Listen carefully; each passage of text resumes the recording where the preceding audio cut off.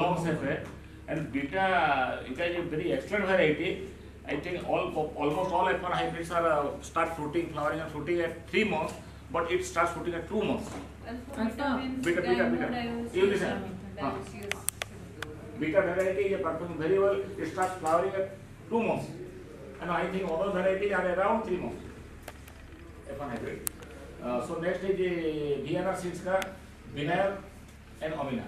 We are using these 5 varieties almost because the last 2 to 3 years before we tried with that क्या बोला rail लड़ी variety. It did not perform well, therefore we have left it totally. So other varieties also, F1 variety also you can try also. But in my COE, I am trying these 5 varieties and I am supplying to the farmers. So your concern area I'm from Odisha. कहाँ से ले रहे हो आप? तो company से procure करते हैं. Different companies are actually their seeds are also selling it. Mostly we depend upon VNR company directly. Raipur. So they supply through some distributor name. They refer some distributor name and supply. ऐसा बहुत से dealer से we can procure, no problem. Any dealer they can also procure for you. What about the SP15? The performance is good. Very good, very nice. What's the price? Price is around 4,000 आसपास सब है. 200, 300, 400, 500 रुपए का फर्क इधर उधर होता है. Almost all. Beta is from Ludhiana. Unison company. I think it is also business in Bangalore. Okay, so next. Other variety you can try also. But this variety I am using since last 3 years. Red Lady 786. कोई variety नहीं. Red Lady 786 Red Lady Taiwan.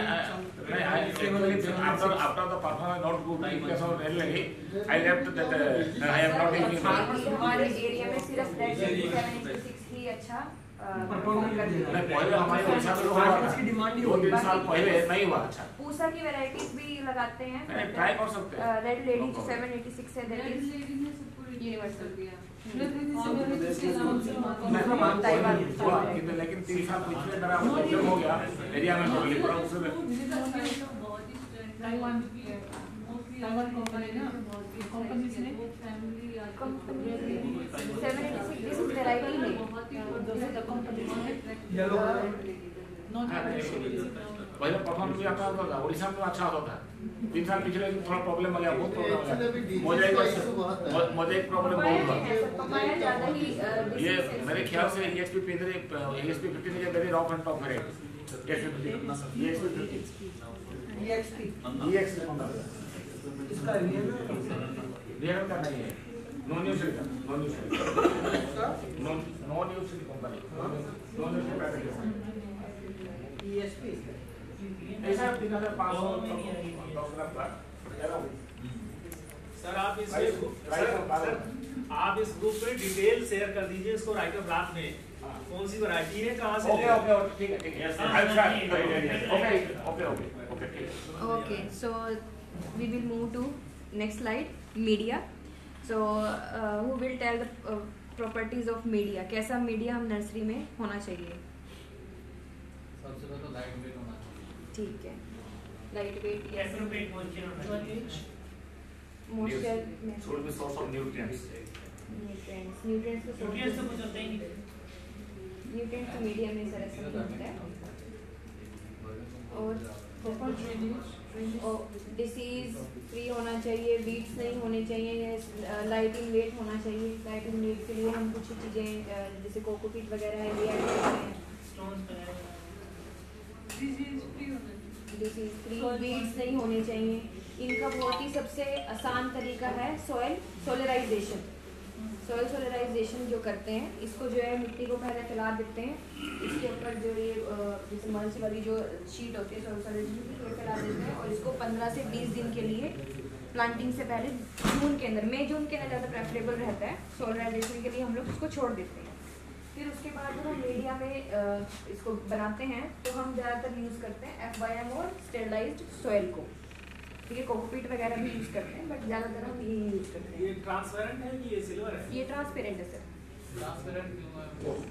Transparent ताकि अंदर धूप ज्यादा जाए ना, वो तो रिफ्लेक्ट ज्यादा जाती है सिल्वर से। ब्लैक में तो हमेशा ये बोला गया था ब्लैक में भी कर सकते हैं, ज्यादा ब्लैक भी मेंटेन होती है और उसका जो ग्रोथ होगी वो नहीं होगी। हाँ, मतलब सिर्फ ब्लैक ब्लैक भी ठीक होती है, बट यहाँ पे ब्लैक नहीं ठीक होती है, अभी बताएंगे मंच वाले। मंच वाले, हाँ वो आप मंच वाले बताएंगे। ब्लैक नहीं ठीक होती है। नहीं डॉक्टर साहब, ट्राइकोडर्मा कैसे अप्लाई करते हैं वो? ट्राइकोडर्मा मिट्टी के अंदर ही मिक्स कर देते हैं। बाहर एकदम ट्रांसपेरेंट होनी चाहिए। ट्रांसपेरेंट ही होनी चाहिए सर। वो है तो 250 ग्राम। ब्लैक का है ना हीट ज्यादा कितने माइक्रोन शीट 25 माइक्रोन की शीट होनी चाहिए। और जो ट्राइकोडर्मा पाउडर फिर इसके अंदर एक बार स्टेरलाइज सोयल हो गई। स्टेरलाइज करने के बाद जब हम मिक्सचर बनाते हैं, मिक्सचर के अंदर ट्राइकोडर्मा पाउडर यूज़ करते हैं 250 ग्राम्स पर लीटर, जो इनोकुलेशन के लिए भी यूज़ कर लेते हैं इसी को। ठीक है, फिर जब पॉली बैग भरने के लिए इस मिक्सचर को ही पॉली बैग्स में भर दिया जाता पर है। लीटर क्या मतलब मैडम? किसका? 250 ग्राम पर लीटर। सॉरी, ग्राम लीटर नहीं आना चाहिए, पर क्विंटल। ये टाइपिंग मिस्टेक है, पर क्विंटल ग्राम, हाँ पर क्विंटल। हाँ हाँ नहीं सर, ये टाइपिंग मिस्टेक हो गई है। ये इसका ये भी मतलब हो सकता है कि आप 250 ग्राम पाउडर को पहले 1 लीटर पानी नहीं, ये टाइपिंग मिस्टेक ही है सर, ये क्विंटल नहीं आएगा, ये क्विंटल नहीं है। सॉल्यूशन नहीं बनेगा। नहीं ये सोर्स क्या रहेगा ट्राइको? सोर्स सर बताइए। कल्चर को जो वो ट्राइकोडर्मा उसमें फैलेगा उसमें टाइम ट्राइकोडर्मा तो आप उसमें काउडर पे वो करेंगे ना, कैसे इस्तेमाल करते हैं? FYM में डालते हैं ना सर। ट्राइकोडर्मा को पहले हम जितना हमारा मीडिया तैयार करना है उसके अकॉर्डिंग क्विंटल के हिसाब से 250 ग्राम ट्राइकोडर्मा का एक कल्चर तैयार करते हैं। 20-25 दिन के हाँ सर, आप बता तो रहे नहीं है। ट्राइकोडर्मा जो है हमारे को पाउडर फॉर्म में मिलता है 1 किलो की पैकिंग, उसको हम लेके पहले गोबर की खाद में मिक्स करेंगे। FYM के अंदर मिक्स कर वेरिटी यूज करते हो छाया में, हाँ ट्राइकोडर्मा वेरिटी, तो छाया में उसको रखेंगे किसी सेट में या प्लांट पेड़ के नीचे छाया के अंदर, उसमें फिर मॉइस्चर देंगे। मॉइस्चर देने के लिए, मेंटेन करने के लिए उसको जूट की बोरी से ढक देते हैं।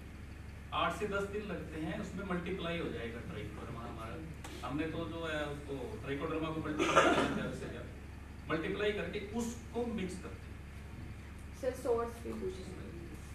सोर्स एक पे ही आता है जहाँ तक कहीं से बायोटेक का private source. Okay, so next रहता है पॉलीबैग की जो स्पेसिफिकेशन रहती है। पॉलीबैग अब कई हम दे रहे हैं लेकिन ज्यादा जो फ्रूटफुल है एग्रीकल्चर की लैब भी So next is polybag specifications for nursery. Polybag भी 3 तरीके के हम लोग लेके आते हैं। हर एक क्रॉप के लिए अलग कैपेसिटी वॉल्यूम का, सर अलग वॉल्यूम का हम पॉलीबैग चूज करते हैं। जैसे कि हम कोई भी सीड सोइंग कर रहे हैं जिसकी जो है रूट जोन बहुत ज़्यादा नीचे तक नहीं रहता है, उसके लिए हम छोटा पॉलीबैग प्रेफर करते हैं जो कि 4 लीटर का है। जितने भी सीड सोइंग वाली क्रॉप्स हैं, करौंदा, पपाया, फालसा, मलबेरी, इसके लिए 4 लीटर का बैग चूज किया जाता है। फिर पीच, पियर, प्लम, एप्पल, गुआवा, अनार, लाइम और लेमन के लिए 6 लीटर का, मैंगो, लीची, जामुन, चीकू, बेर, आंवला, जैकफ्रूट के लिए 8 लीटर का। और जो थिकनेस है ये सबसे ज़्यादा जरूरी है पॉलीबैग्स की, ये 400 गॉज की होनी चाहिए। और कोई भी ऐसे मतलब अगर आप बाहर से भी यहाँ प्लांट्स बुक करना चाहते हैं then this is the website, you can visit this website of for sale net. इस वेबसाइट में आकर आप ऑनलाइन बुकिंग कर सकते हैं फ्रूट्स में जाकर। आपके लिए इसके लिए आपका एक जो है फार्मर आईडी आपके पास होनी चाहिए। यहाँ से आप कितने ही नंबर आप किसी भी फ्रूट क्रॉप के ऑर्डर कर सकते हैं। इसमें हरियाणा की पूरी सारी नर्सरीज आ जाती हैं, फ्रूट्स, वेजिटेबल्स और पोटैटो। ठीक है, सीड्स का नहीं, ओनली प्लांट्स। और जैसे पोटैटो की जो सीड्स रहते हैं और वेजिटेबल के भी। तो ये कुछ एक जो डिसीज हैं नर्सरी की और उनके कंट्रोल मेजर्स हैं जो बहुत ही कॉमन रहती है यहाँ पर भी, इस मेनली इस एरिया में। तो फर्स्ट इज डैम्पिंग ऑफ, जो कि पपाया में बहुत ज़्यादा कॉमन है, और दूसरे वेजिटेबल सिबलिंग में भी बहुत होती है, जैसे कि हमारे टोमेटो, ब्रिंजल, चिली, इनमें भी बहुत होती है। तो ये मेनली एक जो है रूट से होने वाली डिसीज़ है, सॉइल से होने वाली डिसीज़ है। इसके लिए हम जो ड्रेंचिंग करते हैं बेबिस्टिन 2 ग्राम पर लीटर के अंदर, ठीक है। और next is leaf web blight, ये आपकी आम, चीकू, लीची, इन सब में बहुत कॉमन रहती है। इसके लिए स्प्रे किया जाता है बेबिस्टिन का ही जो फंजीसाइड है 2 ग्राम पर लीटर ऑफ वाटर में। ये है पाउडरी मिल्ड्यू, ये आप सब ने देखी होगी, ज़्यादातर बेर के अंदर भी काफ़ी कॉमन रहती है, और इसमें गुलाब में भी बहुत दिखती है ये पाउडरी मिल्ड्यू। इसके लिए हेक्साकोनाजोल 1 ml पर लीटर। देन रूट रॉट के लिए हम हेक्साकोनाजोल और डाइथिन M45 2 ग्राम पर लीटर के हिसाब से किसी भी तरीके का जो रूट रॉट है ये फंजीसाइड का मिक्सचर डाल देते हैं। देन क्राउन गाल, ये यहाँ पे थोड़ी कॉमन है प्लम के अंदर, it is caused by bacteria mainly, और इसका सबसे पहला जो प्रिवेंटिव मेजर है वो ये है कि जो रूट के अंदर कोई भी इंजरी नहीं होनी चाहिए। रूट के अगर इंजरी हो गई तो वो बैक्टीरिया वो इसके रूट के अंदर एंटर हो जाता है, और इसमें आप बाहर से गाल बनते आपको दिख सकते हैं, ठीक है। तो इसके यही कंट्रोल मेजर इसका सबसे पहला यही है कि रूट के अंदर इंजरी नहीं होने देनी है। दूसरा, अगर आप बाहर से प्लांट लेके आ रहे हैं तो स्ट्रेप्टोसाइक्लिन और कॉपर ऑक्सीक्लोराइड का एक बार उसमें डिप करना है जरूर प्लांटिंग से पहले। एक बार अगर ये डिसीज़ आपकी फील्ड में आ गई then it is very difficult to control it. Next is anthracnose, जो हमारे आम में भी बहुत कॉमन रहती है। एंथ्रेक्नोज के लिए कॉपर ऑक्सीक्लोराइड 2 ग्राम पर लीटर। ये है ब्लाइट, ये मेनली पियर में ज़्यादा होती है, इसके लिए प्रोपिकोनाजोल 1 ml पर लीटर। ये कुछ पेस्ट हैं जो नर्सरी में ज़्यादा कॉमन देखे जाते हैं, जैसे जो भी हमारे सैप सकिंग पेस्ट रहते हैं, इमिडाक्लोप्रिड उसके लिए, और प्रोफेनोफोर्स। और दूसरा रहता है, आपने नर्सरी में शायद नोट किया होगा, येलो और ब्लू कलर के ट्रैप्स आपने देखे होंगे, आप किसने ऑब्जर्व किए हैं? तो आप मुझे बता सकते हैं येलो का क्या यूज़ है और ब्लू का क्या यूज़ है?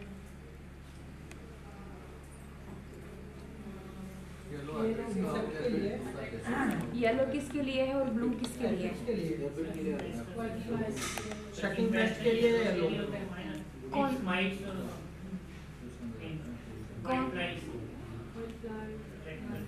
कौन से वाला सर? येलो। ज़्यादातर फ्लाइज जो सैप सकिंग पेस्ट हैं वो येलो पे अट्रैक्ट होते हैं, लेकिन एक हमारी सिर्फ वाइट फ्लाई है जो सफ़ेद पंख वाले होती है, वो सिर्फ ब्लू पे अट्रैक्ट होती है। तो ये ब्लू वाला भी अलग से लगाना पड़ता है, सिर्फ वाइट फ्लाइज के लिए मेनली। नेक्स्ट इज कैस्टर सेमिलूपर, ये ज़्यादातर सिट्रस फैमिली में देखा जाता है, पत्ते के अंदर सी शेप के कट होते हैं इसमें जो ये पेस्ट है, इसके लिए साइपरमेथ्रिन 1 ml पर लीटर। नेक्स्ट आ जाता है हमारा माइट्स भी नर्सरी में रेगुलर स्प्रे करना पड़ता है, प्रोपेगाइट, इथियोन, एबेमेक्टिन 1 ml पर लीटर के।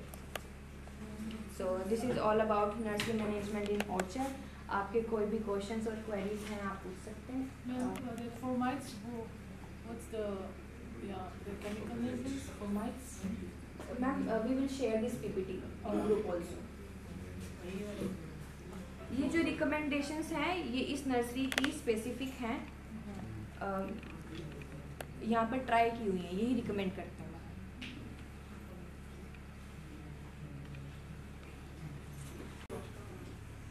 सर आप ये इमिडाक्लोप्रिड वगैरह डाल रहे हैं? एसीफेट और एसीफेट या एसीफेट थाइमिथोक्सान, 18 प्लस लैम्डा करके एसीफेट के पैसे तीन पैसे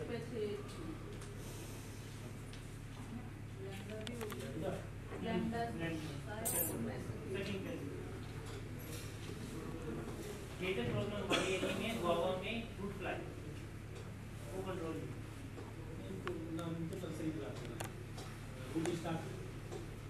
आपके यहाँ ग्रिप्स का वही पोर्शन पे हो।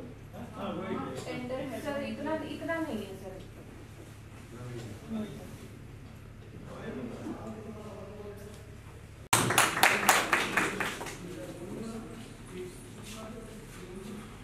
नर्सरी मैनेजमेंट में तो कोई भी नर्सरी है उसका मेन ऑब्जेक्टिव यही है कि हम फार्मर्स को good quality, disease free and first of all true to type planting material provide करवा सके, ताकि फार्मर्स को इन फ्यूचर अच्छी प्रोडक्शन मिल सके इसके अपने ऑर्चर्ड से। तो जो नर्सरी होती है उसके दो मेनली सेगमेंट्स होते हैं। पहला है मदर ब्लॉक जिससे हम बडवुड लेते हैं। तो मदर प्लांट्स जो हैं वो प्रोटेक्टेड स्ट्रक्चर के अंदर लगाए जाते हैं ताकि मेनली सिट्रस, ताकि वायरस डिजीजेज हैं उनसे हम इनको फ्री रख सकें। तो जो मेन हमारे पोट्स में प्लांटिंग मदर प्लांट्स लगाए हुए हैं उनकी स्पेसिफिकेशन है कि मेनली इसका ये 175 लीटर इसकी वॉल्यूम है इस पोट की, जिसमें अप्रोक्सीमेटली 160 kg पोटिंग मीडिया आ जाता है। और जो पोट के अंदर मदर प्लांट्स है उनसे हम 200 से 250 birds per annum bird collect कर सकते हैं। और नेक्स्ट इज हमारे पोट के अलावा नॉर्मली भी फील्ड में सोल किए हुए हैं, पर मदर प्लांट जितने भी हैं सारे प्रोटेक्टेड स्ट्रक्चर के अंदर हैं। और वीड मैट यूज़ करते हैं ताकि वाटर कंजर्वेशन रूट जोन में रहे और वीड कंट्रोल भी रहे। मैडम ये जो पार्ट्स में है आपके मदर प्लांट, हाँ जी। इसमें कभी आपने फ्रूट क्वालिटी देखी? बिल्कुल सर, हम फ्रूट क्वालिटी देखते हैं। वैसे तो क्या है कि मदर प्लांट से फ्रूट लेने नहीं चाहिए, हाँ। पर हम 1-2 प्लांट्स में फ्रूट रखते हैं ताकि उसकी रेगुलर चेकिंग क्वालिटी चेक करते हैं।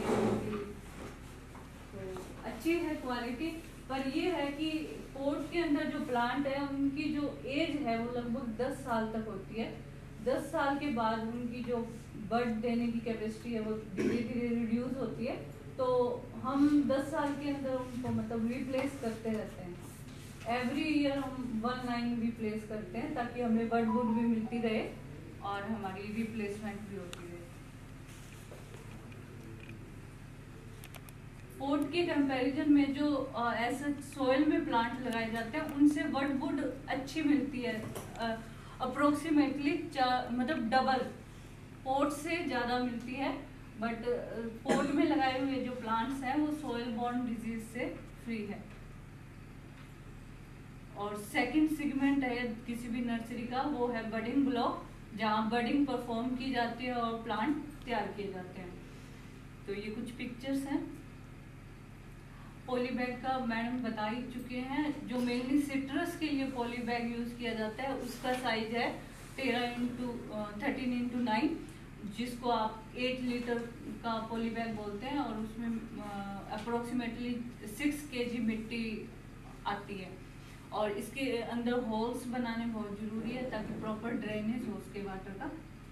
और इस तरह से फिलिंग किए जाते हैं। मैडम एक बार पोर्ट का जो साइज है वो भी आप थोड़ा सा एक्सप्लेन कर दें। हाँ जी।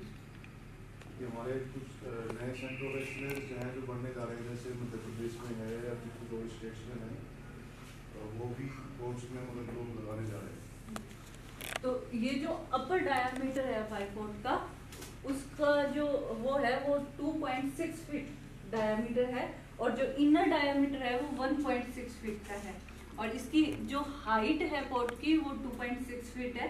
तो ये टोटल 175 लीटर वॉल्यूम का पोट है हमारा। और मिट्टी इसमें 160 kg के अप्रोक्सीमेटली आती है। क्या मीडिया है इसमें टोटल? हाँ, मीडिया में बताऊंगी सर। हम उसी स्लाइड पे थे।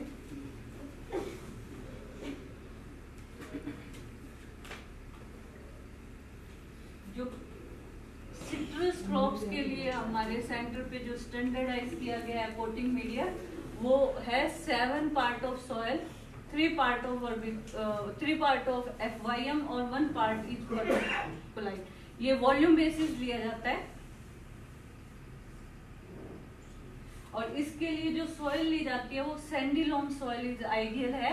इसकी पीएच जो है वो नियर टू न्यूट्रल होनी चाहिए और EC है वो लेस देन 1 होना चाहिए। और अगर जैसे हमारे एरिया में जो सॉइल है वो अल्कलाइन नेचर की है तो पीएच हाई होती है, तो उसके लिए जब पीएच रेंज में नहीं होती सॉइल की तो हम वॉशिंग करते हैं सॉइल की, जिससे पीएच डाउन आ जाती है और उसको फिर पोटिंग मीडिया में यूज कर लिया जाता है। और आफ्टर प्रॉपर मिक्सिंग ऑफ ये तीनों पार्ट को प्रॉपरली मिक्स किया जाता है और उसके बाद ट्रांसपेरेंट सीट से इसको कवर कर दिया जाता है सॉइल सोलराइजेशन के लिए। और मई के मंथ में जब टेम्परेचर अबव 40 होता है उस टाइम 15 से 20 दिन के अंदर मतलब 15 से 20 दिन इनफ है सोलराइजेशन के लिए। ये FYM मिलाने के बाद सोलराइजेशन करते हैं? बिल्कुल सर। ट्राइकोडर्मा बाद में मिलाते हैं। ट्राइकोडर्मा वही मैडम ने जो बताया 250 ग्राम पर क्विंटल के हिसाब से पहले ही उसमें तैयार कर लेते हैं हम वर्मी कंपोस्ट में, और उसके बाद इसमें सोलराइजेशन के बाद ऐड किया जाता है। तो सोलराइजेशन हो जाएगा। हाँ, तभी तो बाद में किया जाता है। तो फिर आपने बोला था मिट्टी और गोबर FYM मिलाते हैं, ट्राइकोडर्मा बाद में मिलाते हैं। ट्राइकोडर्मा का कल्चर अलग से तैयार किया जाता है सर। वर्मी कोलाइट के उसके अंदर जो गोबर की खाद है उसके अंदर अलग से एक छायादार एरिया के अंदर इसको तैयार किया जाता है। मिट्टी सोलराइजेशन भी ना? हाँ हाँ, ये आपने कहा था ना सोलराइजेशन के बाद ट्राइकोडर्मा स्मॉल क्वांटिटी में तैयार हो जाता है ना FYM। जो मेजर FYM है वो पहले किया तो उसमें से 43 को इन्होंने सोलराइज कर दिया, 5 क्विंटल बच गया ट्रीटमेंट के लिए रख लिया, जिससे उसमें ट्राइकोडर्मा मिक्स करेंगे। ये प्लेटफॉर्म भी इम्पोर्टेंट है, जिस किसी के पास में नहीं है वो अपना बना ले इसको। ये कंक्रीट फ्लोर है सीमेंटेड, और इसी में कितने दिन तक का रखते हैं मैडम मीडिया को हम इसको अपने मई जून में मई जून प्रॉपर पूरा रहता है। वैसे 20 दिन में सोलराइजेशन हो जाता है। 20 दिन में हो जाता है।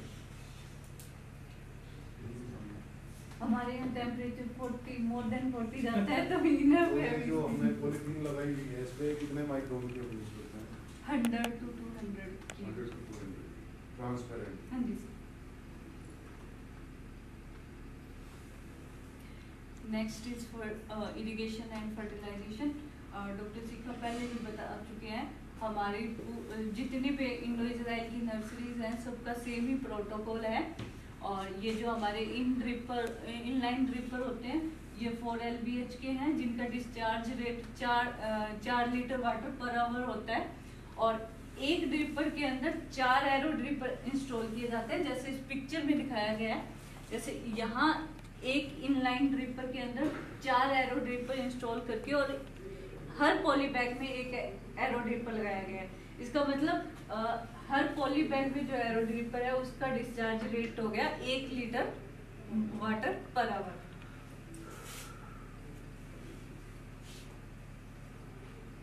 और जो फर्टिगेशन हम देते हैं वो NPK के थ्रू देते हैं, और 200 ppm का सॉल्यूशन बनाते हैं 2 ग्राम इन 10 लीटर वाटर के हिसाब से। और पॉली बैग में हम इनको 15 मिनट का जो है इससे मतलब चलाते हैं, तो उसमें 250 ml वाटर पॉली बैग में चला जाता है। जैसे बताइए मैडम इसको क्या करें? 15 मिनट अगर पानी चलता है तो इसका मतलब 250 ml पानी है वो एक पॉली बैग में चला गया। 1 लीटर पर आवर डिस्चार्ज दे दें। 1 लीटर पर आवर 250 ml पर 50 मिनट्स। जो सिट्रस फ्रूट क्रॉप्स हैं उनके लिए हमारे एरिया में जो रूट स्टॉक यूज किया जाता है वो रफ लेमन है, सिट्रस जमबेरी जिसको जट्टी खट्टी भी बोलते हैं। और इसका जो फ्रूट है वो सितंबर अक्टूबर में हार्वेस्ट किया जाता है, और उसी टाइम इसका सीड एक्सट्रैक्शन किया जाता है। और उस सीड एक्सट्रैक्शन के बाद उसको 2-3 बार पानी से अच्छे से वॉश करके और ड्राई किया जाता है। और ड्राई सीड को हमेशा ड्राई साइड के अंदर करना है, और सोइंग से पहले इसको सीड ट्रीटमेंट दी जाती है। इसकी कोई भी फंजीसाइड मेनली हम कार्बेंडाजिम यूज करते हैं, 2 ग्राम पर kg सीड के हिसाब से इसको ट्रीट किया जाता है। और फिर रफ लेमन की सोइंग की जाती है। जो रफ लेमन की सोइंग है वो प्रो ट्रे में की जाती है, 99 की कैविटी है इस प्रो ट्रे की। और इसके अंदर जो मीडिया यूज किया जाता है वो सोइल लेस मीडिया यूज किया जाता है, कोकोपिट, वर्मिकोलाइट, परलाइट 3:1:1 की रेशियो में है, और ये वॉल्यूम बेसिस तैयार किया जाता है वॉल्यूम के हिसाब से। और फिर इसके अंदर सीड सोइंग की जाती है। और हमारे जो नर्सरी में हम हर साल 1 लाख से ज़्यादा प्लांट तैयार करते हैं, तो इसके लिए हमें अप्रोक्सीमेटली 2 लाख सीडलिंग चाहिए होती है। तो अगर कई बार शॉर्टेज ऑफ स्पेस होता है हाईटेक के अंदर तो हम डायरेक्ट पॉली बैग में भी सोइंग कर लेते हैं। पर जो प्रो ट्रे के अंदर जर्मिनेशन परसेंटेज है वो पॉलीबैग के कंपैरिजन में ज़्यादा होता है और सीडलिंग भी हेल्दी होती है। तो प्रो ट्रे के अंदर जो सीडलिंग होती है उसको ट्रांसप्लांट बहुत ही इजीली कर लिया जाता है और उसमें रूट डैमेज भी बहुत कम होता है और जो ट्रांसप्लांटिंग है वो फरवरी में की जाती है। उससे पहले भी सीडलिंग तैयार हो जाती है ट्रांसप्लांटिंग के लिए, पर हमारे यहाँ ये विंटर का जो टाइम है तो फरवरी में जब टेम्परेचर रेज होना स्टार्ट हो जाता है तब हम इसमें ट्रांसप्लांटिंग करते हैं इसकी पॉलीबैग में। ये आप देख सकते हो वीडियो में कि कैसे हम इस सीडलिंग को अपलिफ्ट कर लेते हैं और विदाउट एनी डैमेजिंग इसकी रूट को डैमेज किए बिना।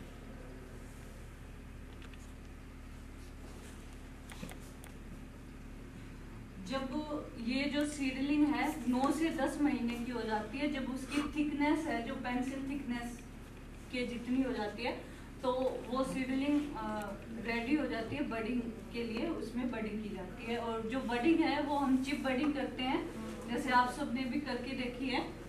और ये जो चिप बडिंग है इसका सबसे जो अच्छा बेनिफिट ये है कि ये थ्रू आउट द ईयर हम कर सकते हैं, एक्सेप्ट 4 मंथ दिसंबर जनवरी जो बहुत ज़्यादा ठंड होती है और मई जून जो बहुत ज़्यादा समर होती है, मतलब बहुत ज़्यादा गर्मी होती है।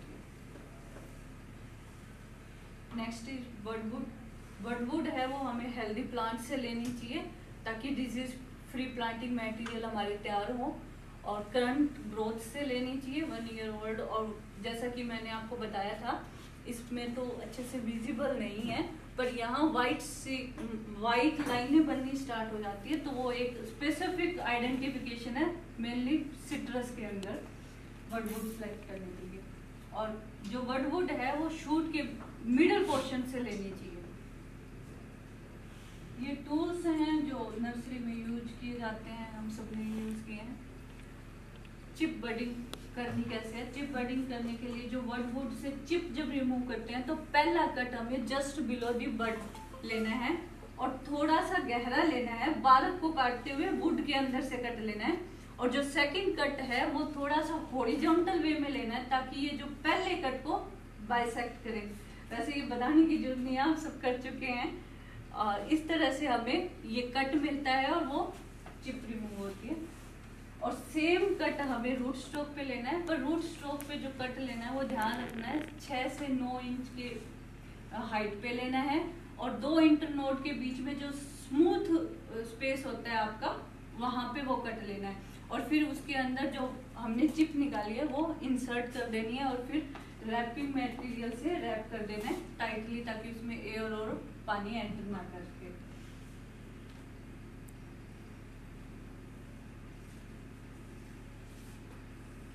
ये वीडियो है चिप बडिंग की। ये रूट स्ट्रोक पे कट ले रहे हैं बिल्कुल स्मूथ सरफेस पे। और ये वुड है और वुड पे ये कट ले रहे हैं। ये हमारे लेबर की वीडियो है जो 10 सालों से चिप बडिंग कर रहे हैं। इस तरह से चिप रिमूव हो जाती है और इसको रूट स्टॉक में इंसर्ट करके और टाइटली बाइंड कर दिया जाता है।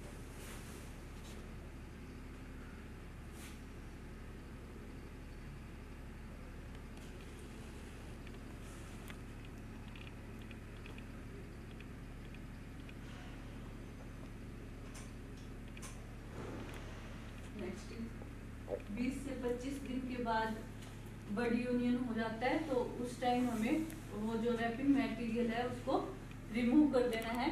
और जैसे कि पिक्चर में दिखाई दे रहा है कि इस तरह से बड यूनियन हमें देखने को मिल जाता है। बड यूनियन के बाद ये 15 से 20 दिन के आसपास की ग्रोथ है। ये 20 से 25 दिन इस तरह की ग्रोथ हमें 1 महीने के अंदर इसमें दिखाई दे जाती है। और इससे नेक्स्ट 15-20 दिन के ग्रोथ के बाद हम स्टैकिंग करते हैं बैम्बू स्टेप के उसकी सहायता से ताकि हमारी ये जो ग्रोथ है ये जो थोड़ी इसका डायरेक्शन है वो अपराइट हो सके और हमारा प्लांट जो है वो स्ट्रेट ग्रो करे। और एक और ध्यान रखना है कि जो बडेड प्लांट है उसको सिंगल स्टेम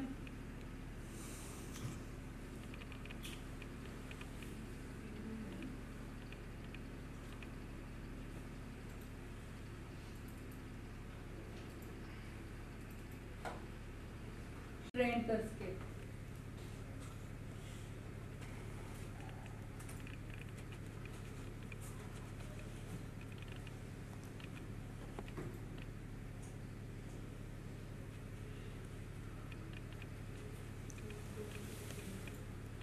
क्लोज करना है, क्लोज कर दो close।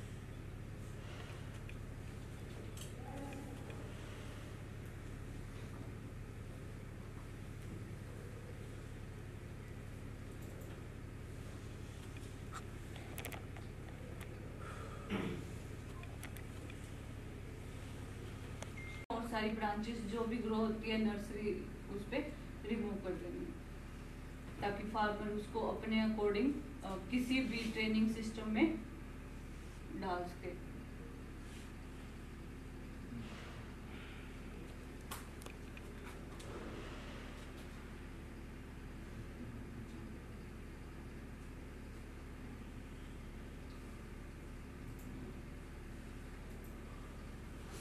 और 4000 जो प्लांट है वो सेल किए हैं।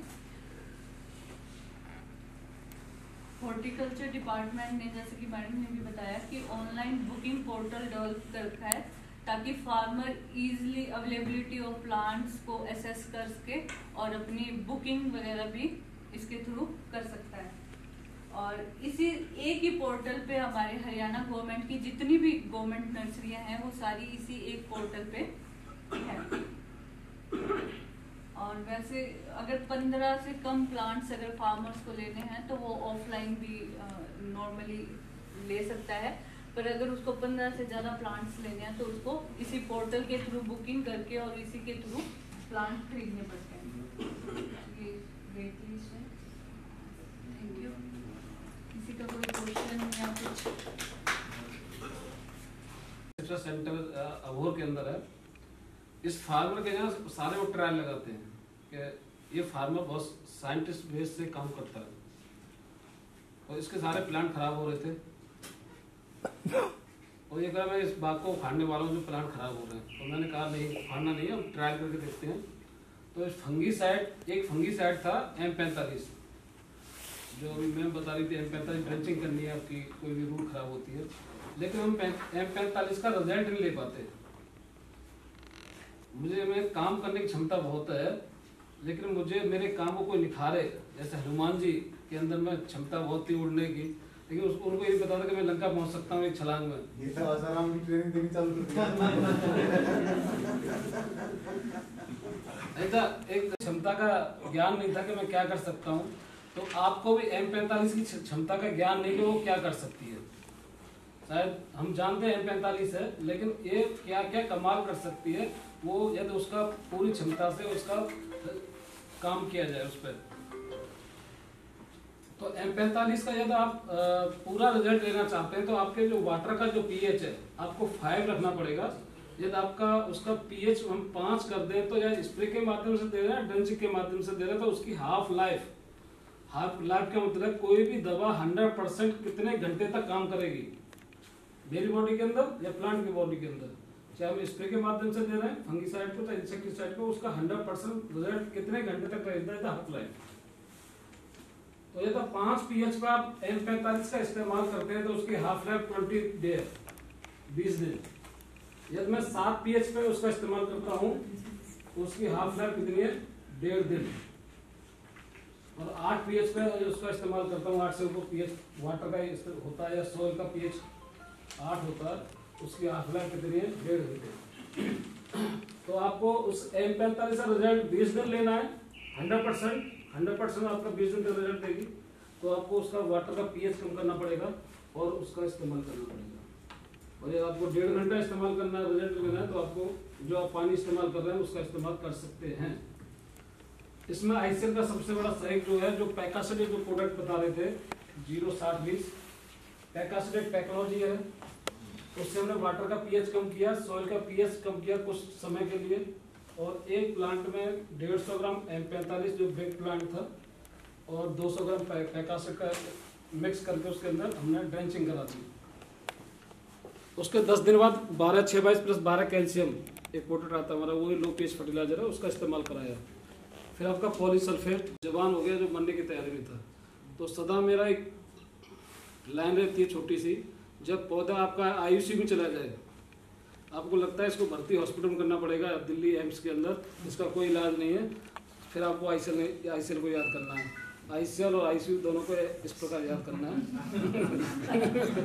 तो अभी मैं कल हम पंजाब किन्नूर जो रिसर्च सेंटर है वहाँ पे बैठे थे अबोहर में, हम दोनों थे, डॉक्टर पीके सिंह, डॉक्टर जगदीश अरोरा, दोनों थे वहाँ पर। एक कॉटन के साइंटिस्ट थे, नाम भूल गया मैं, उन्होंने जी हाँ, तो उन्होंने हमारा जो पैकासेट प्रोडक्ट का 3 जगह ट्रायल चल रहा है कि जो आपने रिकवरी करके देखे क्या ऐसा हम संभव हो सकता है। तो अभी तक जो रिजल्ट उन्होंने पाए हैं वो 50% मिल चुके हैं उनको, क्योंकि लेट स्टार्ट किया हमारे प्रोडक्ट देखने के बाद, तो उनको रिजल्ट मिल चुका है। अभी वो लगातार उसको 2 साल रिजल्ट पर लेंगे, और जब उसके जो रिजल्ट आए वो आपके सामने हम शेयर करेंगे। हमने कोई उनको ट्रायल नहीं दिया, कोई प्रोडक्ट नहीं दिया, उन्होंने खुद परचेज किया है as a farmer demand. Farmer ने कहा कि आपका रिसर्च कीजिए, इसका प्रोडक्ट का रिजल्ट मिलना है, उन्होंने परचेज किया, उसका रिजल्ट खुद रिसर्च कर रहे हैं उसको प्रोडक्ट पर। तो आप ऐसे सुधार सकते हैं। तो जो आपके प्लांट खराब होते हैं उसको कैसे हम रिजल्ट ले सकते हैं, हम वाटर का पीएच कम करके, सोइल का पीएच कम करके एफिशिएंसी बढ़ा सकते हैं किसी फंगीसाइड की, इंसेक्टिसाइड की। जितने भी इंसेक्टिसाइड होते हैं या फंगीसाइड या हर्बिसाइड, या तो उनका वाटर का पीएच हम कम कर दें, इस्तेमाल करें, तो उनकी हाफ लाइफ बढ़ जाती है। एक डाटा है, आप कहीं तो शेयर कर देंगे, तो आप कोई भी आप इस्तेमाल करते हैं अपने यहाँ, चाहे किलोरो इस्तेमाल करते हैं, किलोरो की हाफ लाइफ 65 दिन है, 5 पीएच का इस्तेमाल करेंगे, नहीं तो 1.5 दिन है 8 पीएच पे। तो ये ऐसे बाद बाकी एग्रोनॉमी ये दिखाएंगे, और बाद बाकी कोई प्रैक्टिकल होगा तो फिर मैं बता दूँगा। इस बात को आज तक किसी ने बताया क्यों नहीं? देखिए आज से 1 साल पहले हम बस्ती में मिले थे, जब भी मैंने बताया था कि हम क्या कर सकते हैं, लेकिन आपने उस पर कितना बल दिया, आपने कितना काम किया, वो आपकी जिम्मेदारी है। आज मैं यहाँ भी देखे जा रहा हूँ, लेकिन यहाँ से हम नहीं सुनेंगे, बाद में एक्सीलेंस सेंटर पर कोई काम नहीं करेंगे। ये मेरी बात, ये मैं आप इजराइल की कंपनी हो और इजराइल के जितने जगह बिजनेस चल रहे हैं वहाँ तो आपको जबरदस्ती है कि वहाँ से डालना चाहिए सर। मैं जबरदस्ती क्या है, मैं अपने प्रोडक्ट का डेमो दे सकता हूँ, दूसरी कंपनी के फंगीसाइड का मैं डेमो नहीं दे सकता। हाँ फंगी मैं उसका पैकासेट का दे सकते हैं, 12/6 का दे सकते हैं, और बाद बाकी नहीं पता इसका कौन देगा, वो आप मर्जी, आप कैसे इस्तेमाल करेंगे।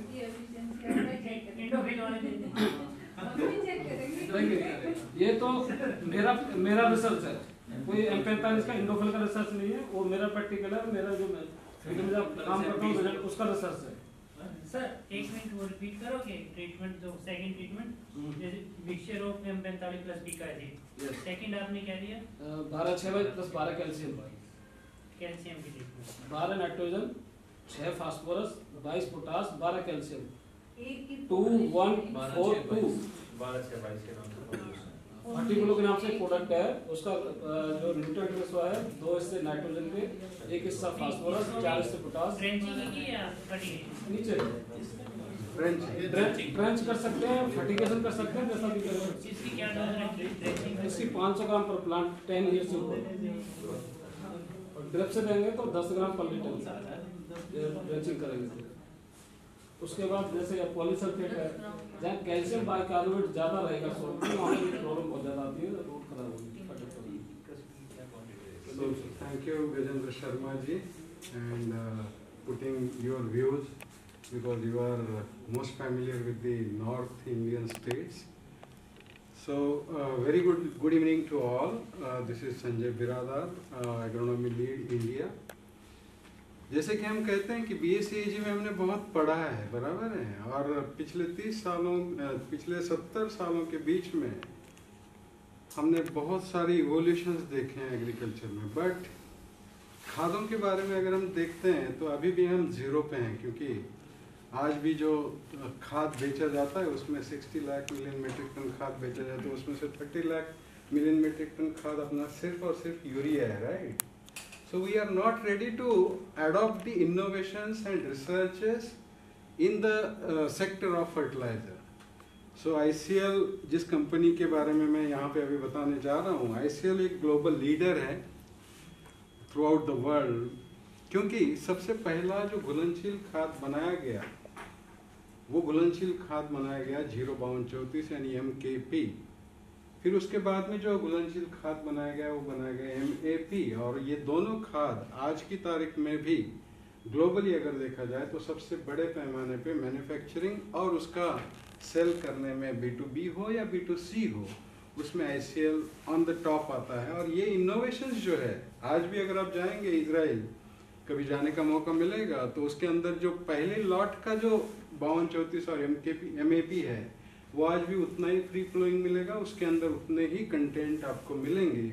This is called as an technology as well as the quality. So global leader के साथ में, जब ग्लोबल लीडर बनना बहुत आसान है, बट ये टैग कैरी करना और उसको आगे लेके जाना बहुत डिफिकल्ट है। अब बहुत सारी कंपनियां हैं, बराबर है, इंडिया के अंदर या ग्लोब के अंदर वो खाद बनाते हैं।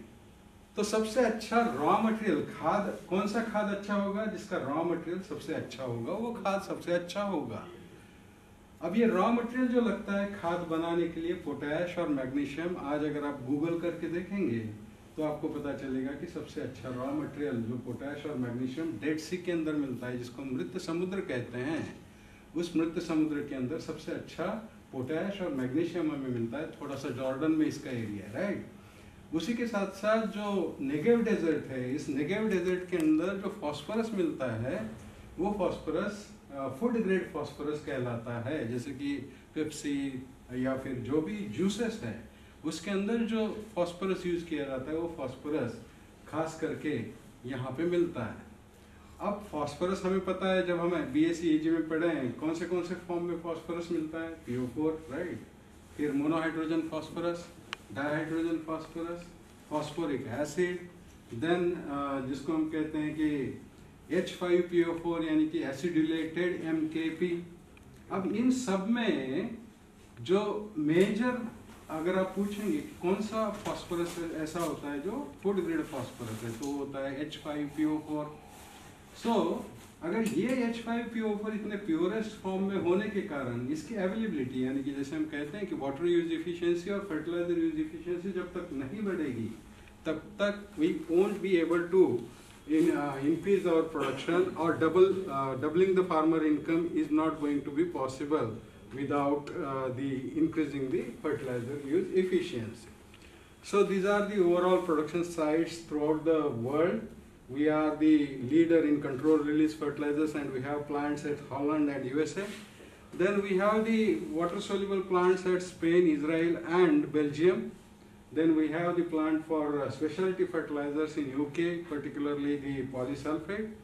And we have specialization biostimulants from Brazil. Then we have the micronutrients also from the Brazil. And right now we are trying to prepare one plant, manufacturing plant at India near Pune, that is in Maharashtra. Soon, maybe in the January 26, we could be able to inaugurate that plant. So right now what I am telling, in case of the fertilizers, we are still on the postcard. We are not on the WhatsApp, right? WhatsApp is the current scenario for the overall message spreading or giving invitations to all of us. And this is the way of communication, latest way of communication. अब इसके अंदर जैसे कि मैंने कहा कि आज भी हम कहाँ पे हैं, 1970 में। जब भी आज हम किसी भी खाद के बारे में किसान को बोलने जाते हैं तो वो बोलता है भैया ये खाद बहुत महंगा है, राइट। बट ये महंगा किस तरह से है ये पता नहीं चल रहा है किसानों को। से फॉर एग्जांपल, आज हम यूरिया जिसका सैलिनिटी इंडेक्स कितना है, लगभग 74 to 77, राइट। आज हम MOP का प्रयोग कर रहे हैं, उसका सैलिनिटी इंडेक्स कितना है, लगभग 114।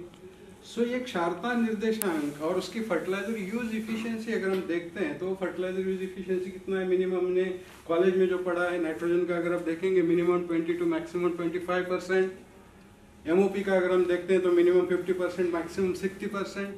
अब ये 25% इफिशिएंसी होने के बाद में जो 75% है जो नुकसान कर रहा है, राइट। जमीन के अंदर लीचिंग लॉसेस है, या वोलेटाइजेशन लॉसेस है या फिर फिक्सेशन लॉसेस है, और एमओपी के अंदर से फॉर एग्जांपल मैक्सिमम 50% भी अगर एफिशिएंसी है तो 50% को नुकसान कर रहा है, जो कि सस्टेनेबल प्रोडक्शन के लिए अच्छा नहीं है, राइट? जैसे I used to give an example, I don't know whether this is the right forum to give that example here, but if you discuss in person with me I will quote that example.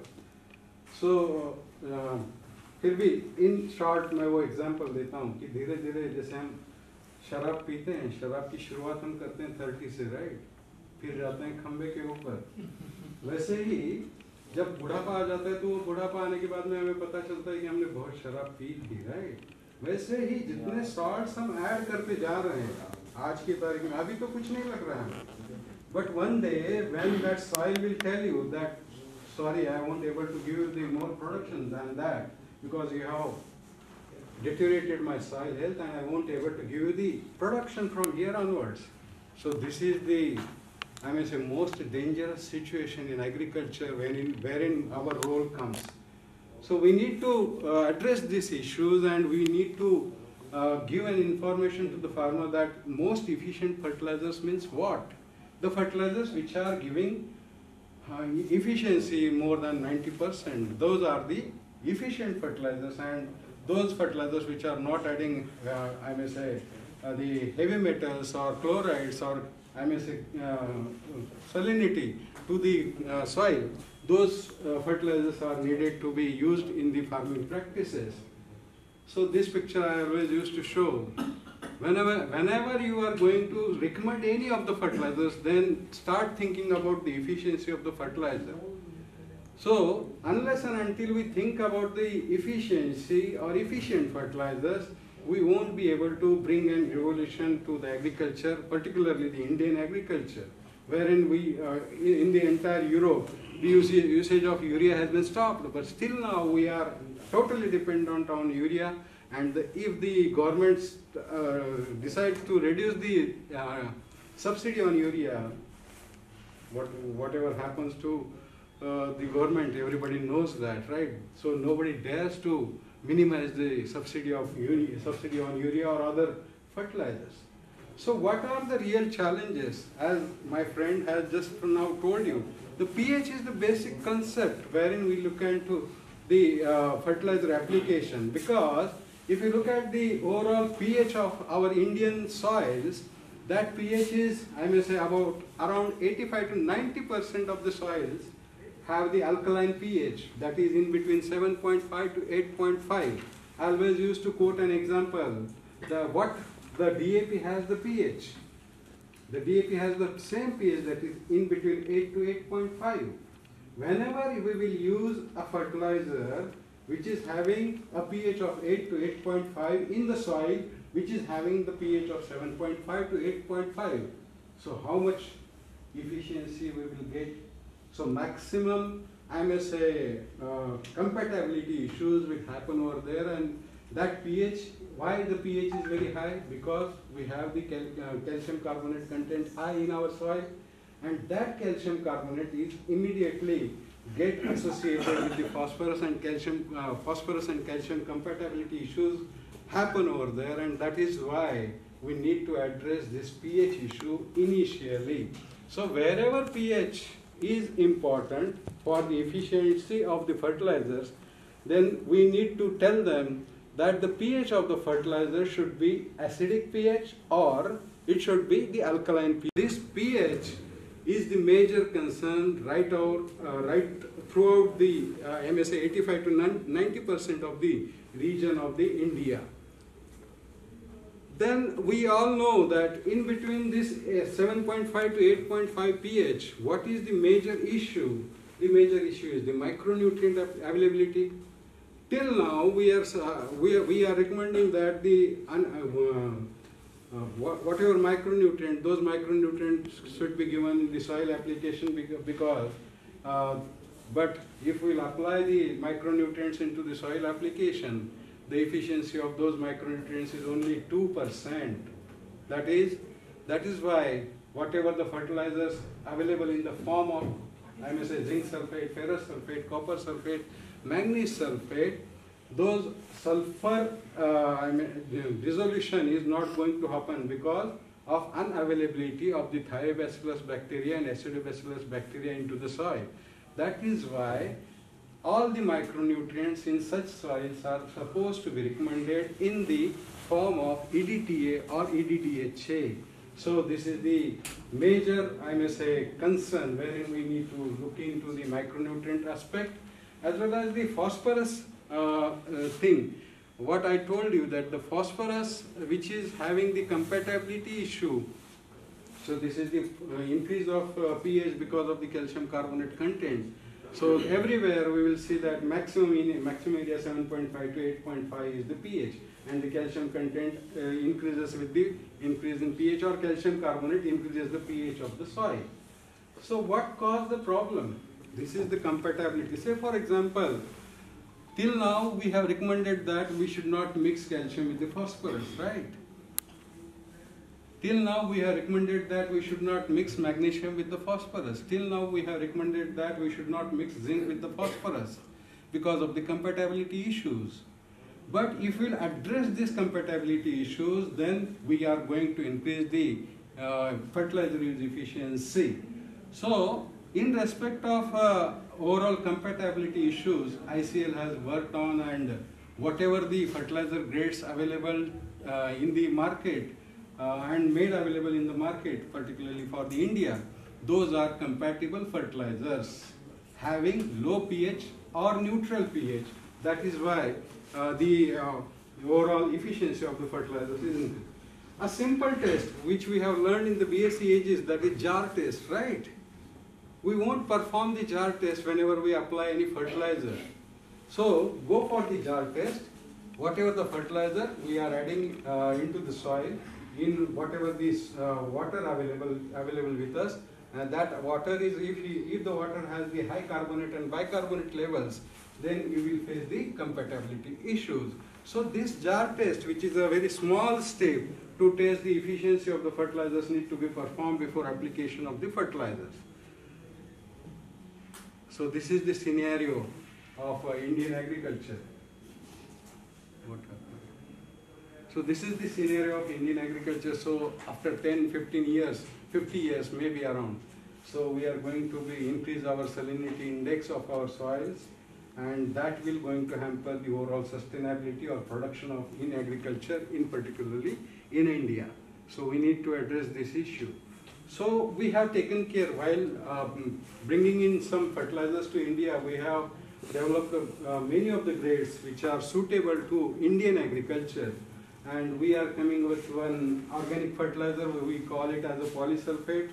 And this polysulphate is the invented by ICL, I may say, because no one till now has bring into that fertilizer from England to India, because the only mine which ICL has invented, that is in Bolby mine. From that Bolby mine we bring the polysulphate. Then we have the fertigation fertilizers, which are compatible fertilizers, which are low pH fertilizers, which are high solubility fertilizers, which are low heavy metal content fertilizers, which are low chloride content fertilizers. And in case of the foliar fertilizers, we are the only pioneer of adjuvant technology, that is latest adjuvant technology, which we have invented with the help of the Ben Gurion University. That latest adjuvant foliar fertilizers we have invented and brought into India, and we are also coming up with the biostimulants from the Brazil. So first we will speak about the biofertilizers. When I saw our legendary lady's presentation, in respect of the fertilizer management, you mentioned only the calcium nitrate as well as the 1919 or 13-13. So these are the basic fertilizers, which like very old fertilizers, but the overall scenario has been changed.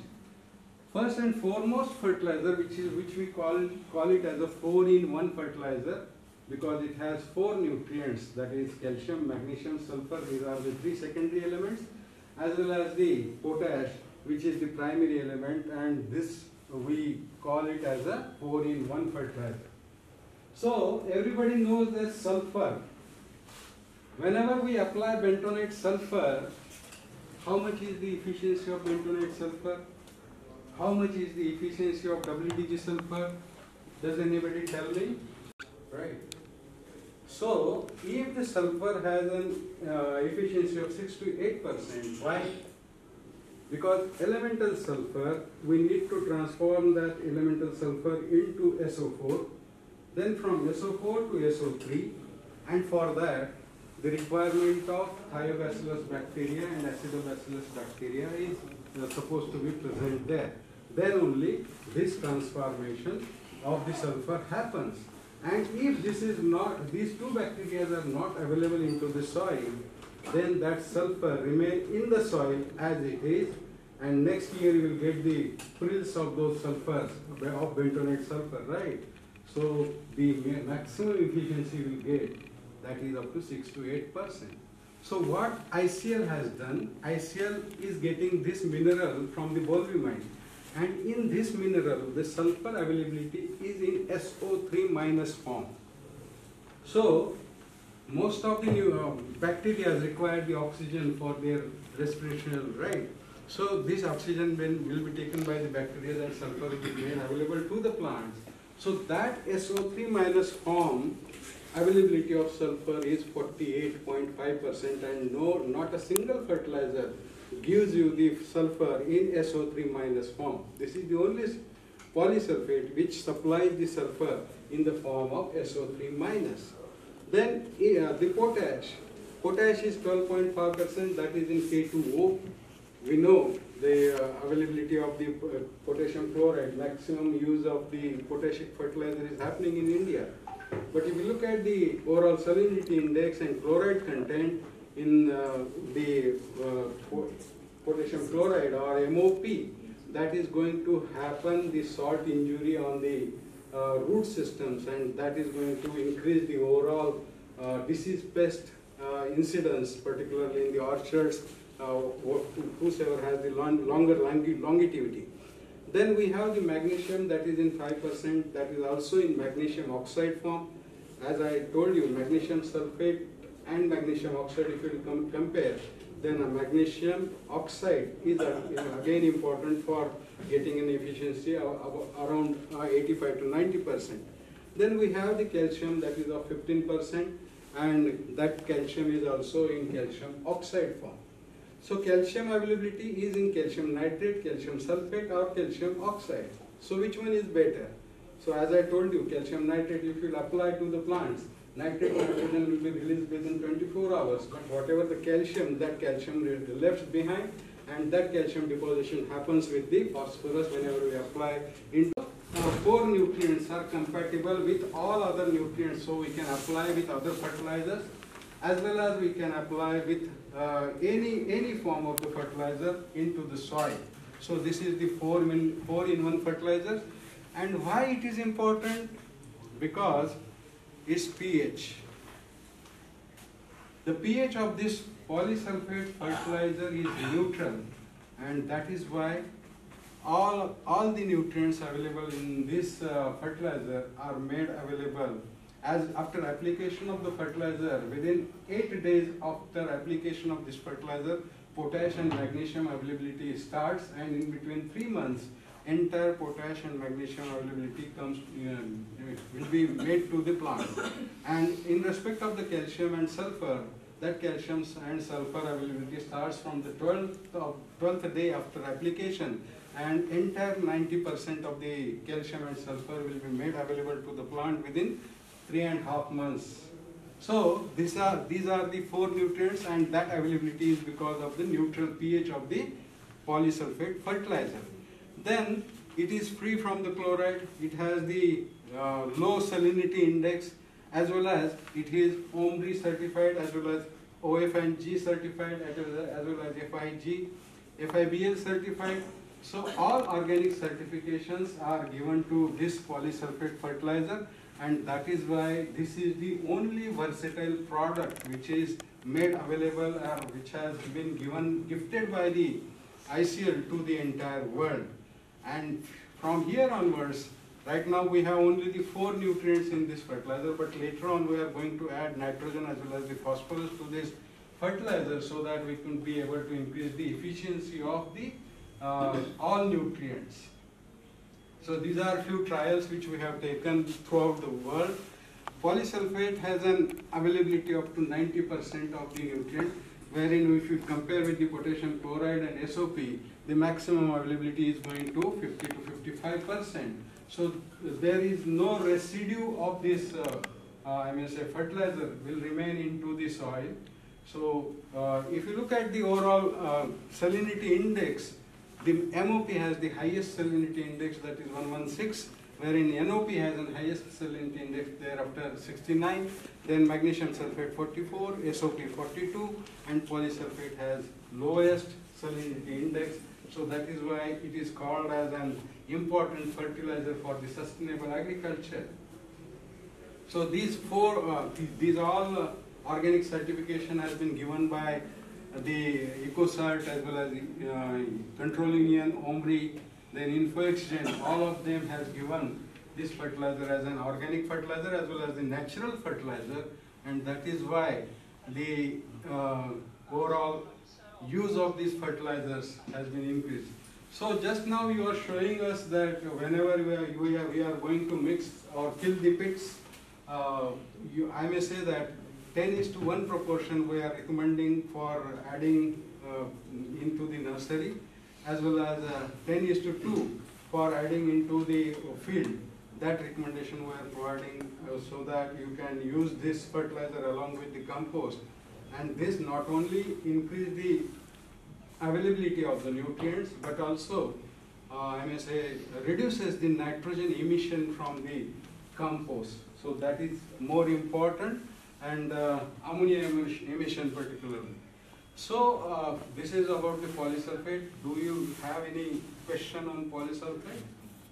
Please raise your hand.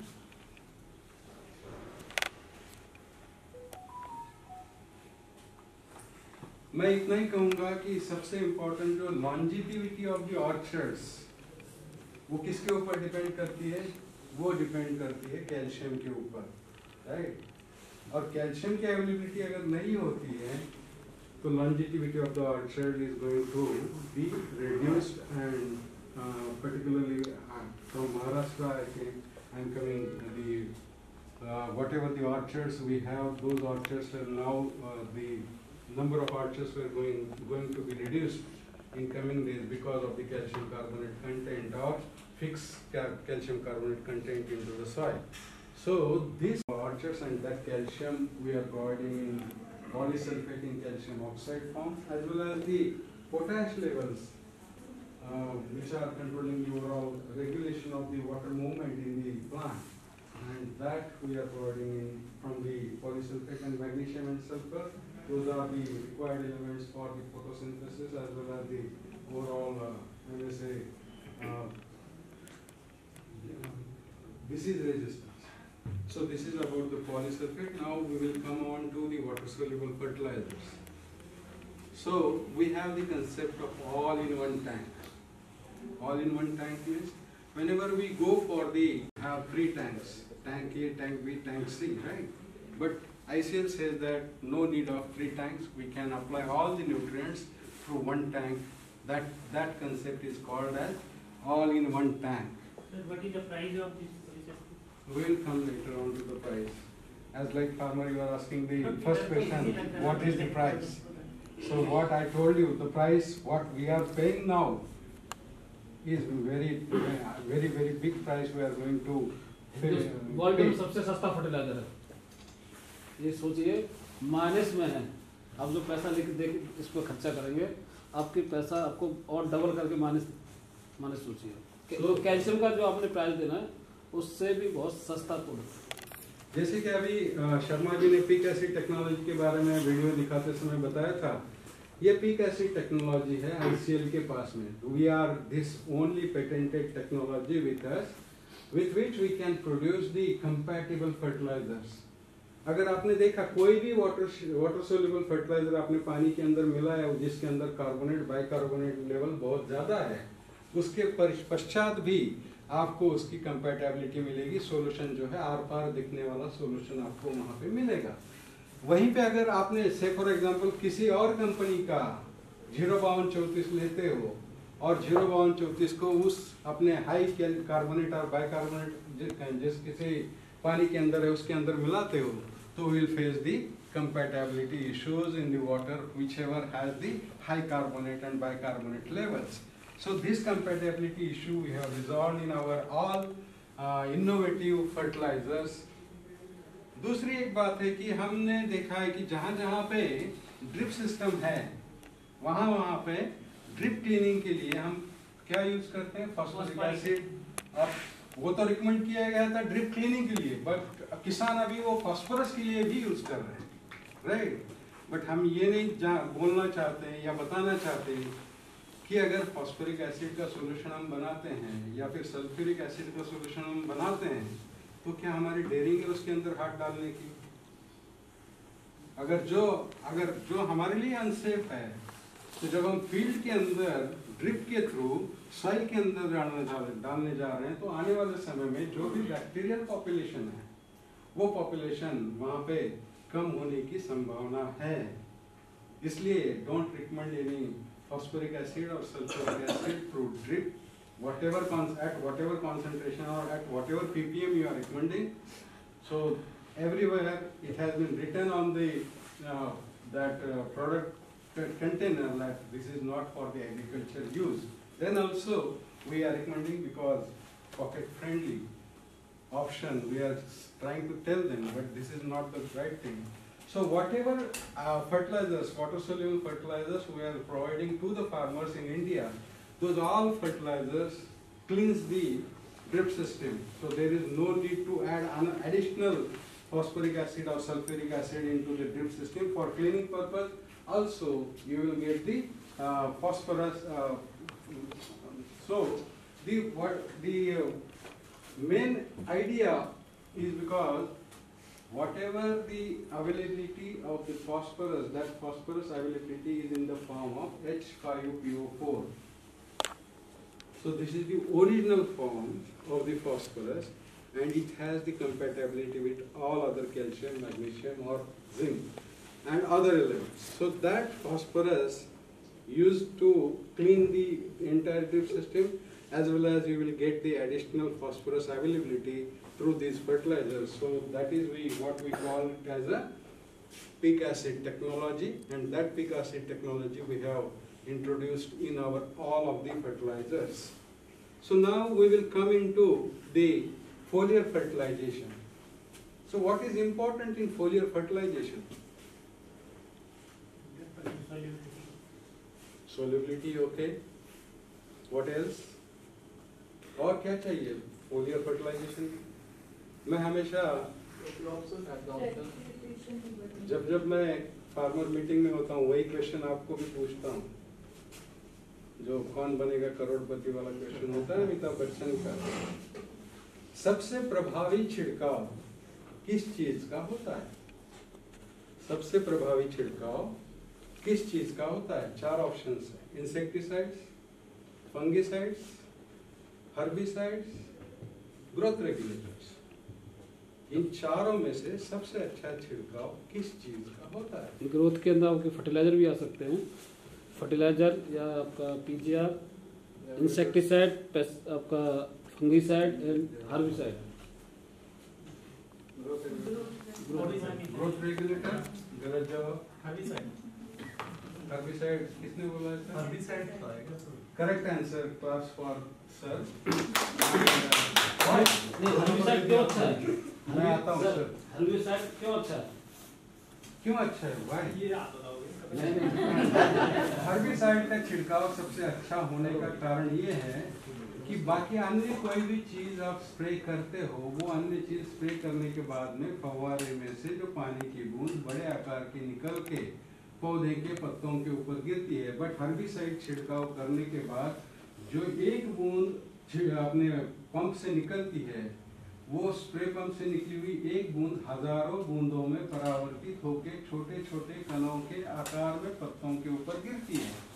इसको क्या कहते हैं हम? Spreader. जो एक बूंद को हजारों बूंदों में परावर्तित करती है। दूसरा, जो बूंद जहां पे गिरी है वहीं पे चिपकी रहे। अगर कोई भी और इंसेक्टिसाइड वगैरह छिड़काव करते हैं आप, वो बूंद वहां पे गिरने के बाद में, हवा आने के बाद में या बारिश आने के बाद में धुल जाती है, हिल के नीचे आ जाती है। या फिर केले के पत्ते के ऊपर अगर आपने छिड़काव किया तो पानी का बूंद वहां पे टिकता नहीं है। इसके लिए क्या आवश्यक होता है? इसके लिए आवश्यक होता है स्टिकर। वो स्टिकर उसके अंदर होता है। और हरियाली का छोटा सा भी पत्ता हुआ तो उसके ऊपर आप अगर हर्बिसाइड छिड़काव करते हैं तो आपको पता चलता है, जैसे मिस्ट जैसे पड़ता है वैसे पड़ा हुआ आपको दिखाई देगा। और तीसरा होता है जो ह्यूमिडिटी ऑफ दी लीफ। जितना ज्यादा देर तक ह्यूमिडिटी रहेगी उतनी ज्यादा देर तक स्टोमेटा ओपनिंग रहेगी। वो स्टोमेटा ओपनिंग रहने के बाद में वो एंट्री जो है, वो एंट्री उस केमिकल की उसके अंदर हो जाती है और रूट तक जाके फिर वो पौधा मरता है। Right, this is the mode of action of the herbicides and this technology we call it as adjuvant technology. और वो एडजुवेंट टेक्नोलॉजी जो हर्बिसाइड के अंदर थी, वो एडजुवेंट टेक्नोलॉजी थोड़ा सा और इम्प्रोवाइज करके खादों के अंदर, छिड़काव वाले खादों के अंदर हम लेके आए बेन गुरियन यूनिवर्सिटी के साथ में संशोधन करके। और वो उस टेक्नोलॉजी को हमने फर्टिवांट नाम दिया है।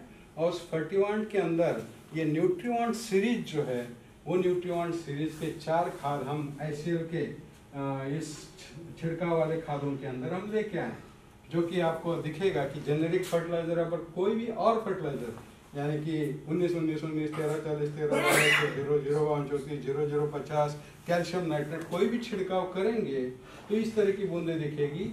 या फिर कोई भी और औषधियाँ छिड़काव करेंगे तो ऐसी दिखेगी। बट हर्बिसाइड और ICL के जो छिड़काव वाले खाद है, उनका छिड़काव करने के बाद में इस तरह से छिड़काव आपको दिखाई देगा, जो कि ज़्यादा सरफेस एरिया कवर करेगा। और ज़्यादा सरफेस एरिया कवर करते हुए जो स्टिकर है और जो ह्यूमेक्टेंट है इसके अंदर, उसके माध्यम से पेनिट्रेशन उसके अंदर हो जाएगा। यानी कि इम्पोर्टेंट क्या है इसके अंदर? स्प्रेडर, स्टिकर और ह्यूमेक्टेंट। इसके लिए स्प्रे पंप भी तो सर मैटर करेगा। हाँ, इसे मोड ऑफ स्प्रे पंप क्या यूज करें वो मैटर करेगा। नोजल पे डिपेंड स्प्रे हो रहा है की मात्रा है वो बहुत ज़्यादा है, तो उससे टॉक्सिसिटी बहुत जल्दी आई। जो चंबल फर्टिलाइजर जो स्प्रे कराया गेहूं पर कैथल डिस्ट्रिक्ट के अंदर, तो उससे पत्ते जल गए। तो उसका भी आपको ध्यान रखना। जैसे फर्टिलाइजर आपने बोला हेमेक्टेंट है, एडजुवेंट टेक्नोलॉजी है, तो इसमें सिर्फ ये है इसलिए फर्टिलाइजर बेटर है ऐसा तो नहीं कह सकते। दूसरे लोग भी अगर हेमेक्टेंट मिलाने लग गए तो वो सेम काम करेगा। ये पेटेंट टेक्नोलॉजी है, वो पेटेंट भी है सर। बट क्या दूसरे फर्टिलाइजर जो नॉर्मल मार्केट में अब मिला रहे हैं, अगर उसमें एडजुवेंट्स अलग से भी आ रहे हैं, जैसे एम्बे कंपनी भी एक इंटरनेशनल कंपनी है वो भी बना रही है, तो अगर एडजुवेंट किसी दूसरे केमिकल के साथ मिला दिए तो सेम काम करेगा। हाँ, एक इसमें नेक्स्ट स्लाइड है मेरे पास में 5234 है, और 5234 से मैंने स्प्रे किया, उसका जो काम करने की क्षमता है वो 50 घंटे उसने रिस्पॉन्स दिया। आप बहुत अच्छे फार्मर थे और आप साइंटिस्ट ने आपने एमबे का स्टिकर ला दिया, तो उसने उस पहले 5234 से एकदम फास्ट काम किया, डबल क्षमता से काम किया, डबल मात्रा में काम किया, और वो 100 घंटे पे उसकी हाफ लाइफ खत्म हो गई, उसका जो कार्य क्षमता थी खत्म हो गई। और जो पौधे के अंदर पेनिट्रेशन था, जो खाद की मात्रा जानी थी उससे डबल गई। जैसे 1% जा रही है तो वो 2% गई। लेकिन जो आइसर जो टेक्नोलॉजी जिसकी आप बात कर रहे हैं, ये पहले 50 घंटे स्लो रिस्पॉन्स दिया इसने, पहले से भी जो 5234 था उससे भी रिस्पॉन्स कम दिया, और 50 घंटे बाद इसने फास्ट काम करना शुरू किया और 400 घंटे तक काम किया, और पहले से लगभग 3 गुना ज़्यादा काम किया। जो सेकंड जो एमबी वाला स्टिकर बनाया उससे लगभग 3 गुना ज़्यादा काम किया। एफिशिएंसी 400 घंटे तक हो गई, और न्यूट्रिशन जो पेनिट्रेशन था वो लगभग 3 गुना हो गया। इसमें सबसे कोई भी चीज़ क्या होती है जिसको हम कहते हैं कि बाकी कोई कॉपी ना करे। हम ये नहीं बता रहे कि इसके अंदर कौन सा एडजुवेंट है, राइट? ठीक है, मतलब वो डिफरेंशिएशन है। उसी के साथ साथ जो चार छिड़काव वाले खाद दिए गए हैं, उसका जो न्यूट्रिएंट रेशियो रखा गया है, वो nutrient ratio as per the growth stages of the crop. अभी ग्रोथ स्टेजेस क्या होती है? पहला तो वेजिटेटिव ग्रोथ स्टेज। अब वेजिटेटिव ग्रोथ स्टेज के लिए जो फॉर्मूला बनाया है हमने 11% नाइट्रोजन, 36% फास्फोरस, 24% पोटैश, उसके साथ में स्प्रेडर स्टिकर, ह्यूमेक्टेंट और साथ में फेरस, मैंगनीज, जिंक, कॉपर, ये चिलेटेड फॉर्म में, और साथ में इसमें बोरॉन भी दिया है। यानी कि आपको क्या क्या नहीं देना है, स्प्रेडर अलग से नहीं देना है, स्टिकर अलग से नहीं देना है, ह्यूमेक्टेंट अलग से नहीं देना है, और माइक्रोन्यूट्रिएंट अलग से नहीं देना है। इसलिए ये ज्यादा इफेक्टिव टेक्नोलॉजी कायिक वृद्धि की अवस्था में, कायिक वृद्धि में कौन सा इंपॉर्टेंट न्यूट्रिएंट होता है, फास्फोरस, जो रूट डेवलपमेंट और रूट मल्टीप्लिकेशन के लिए आवश्यक होता है, वो सबसे ज्यादा दिया है।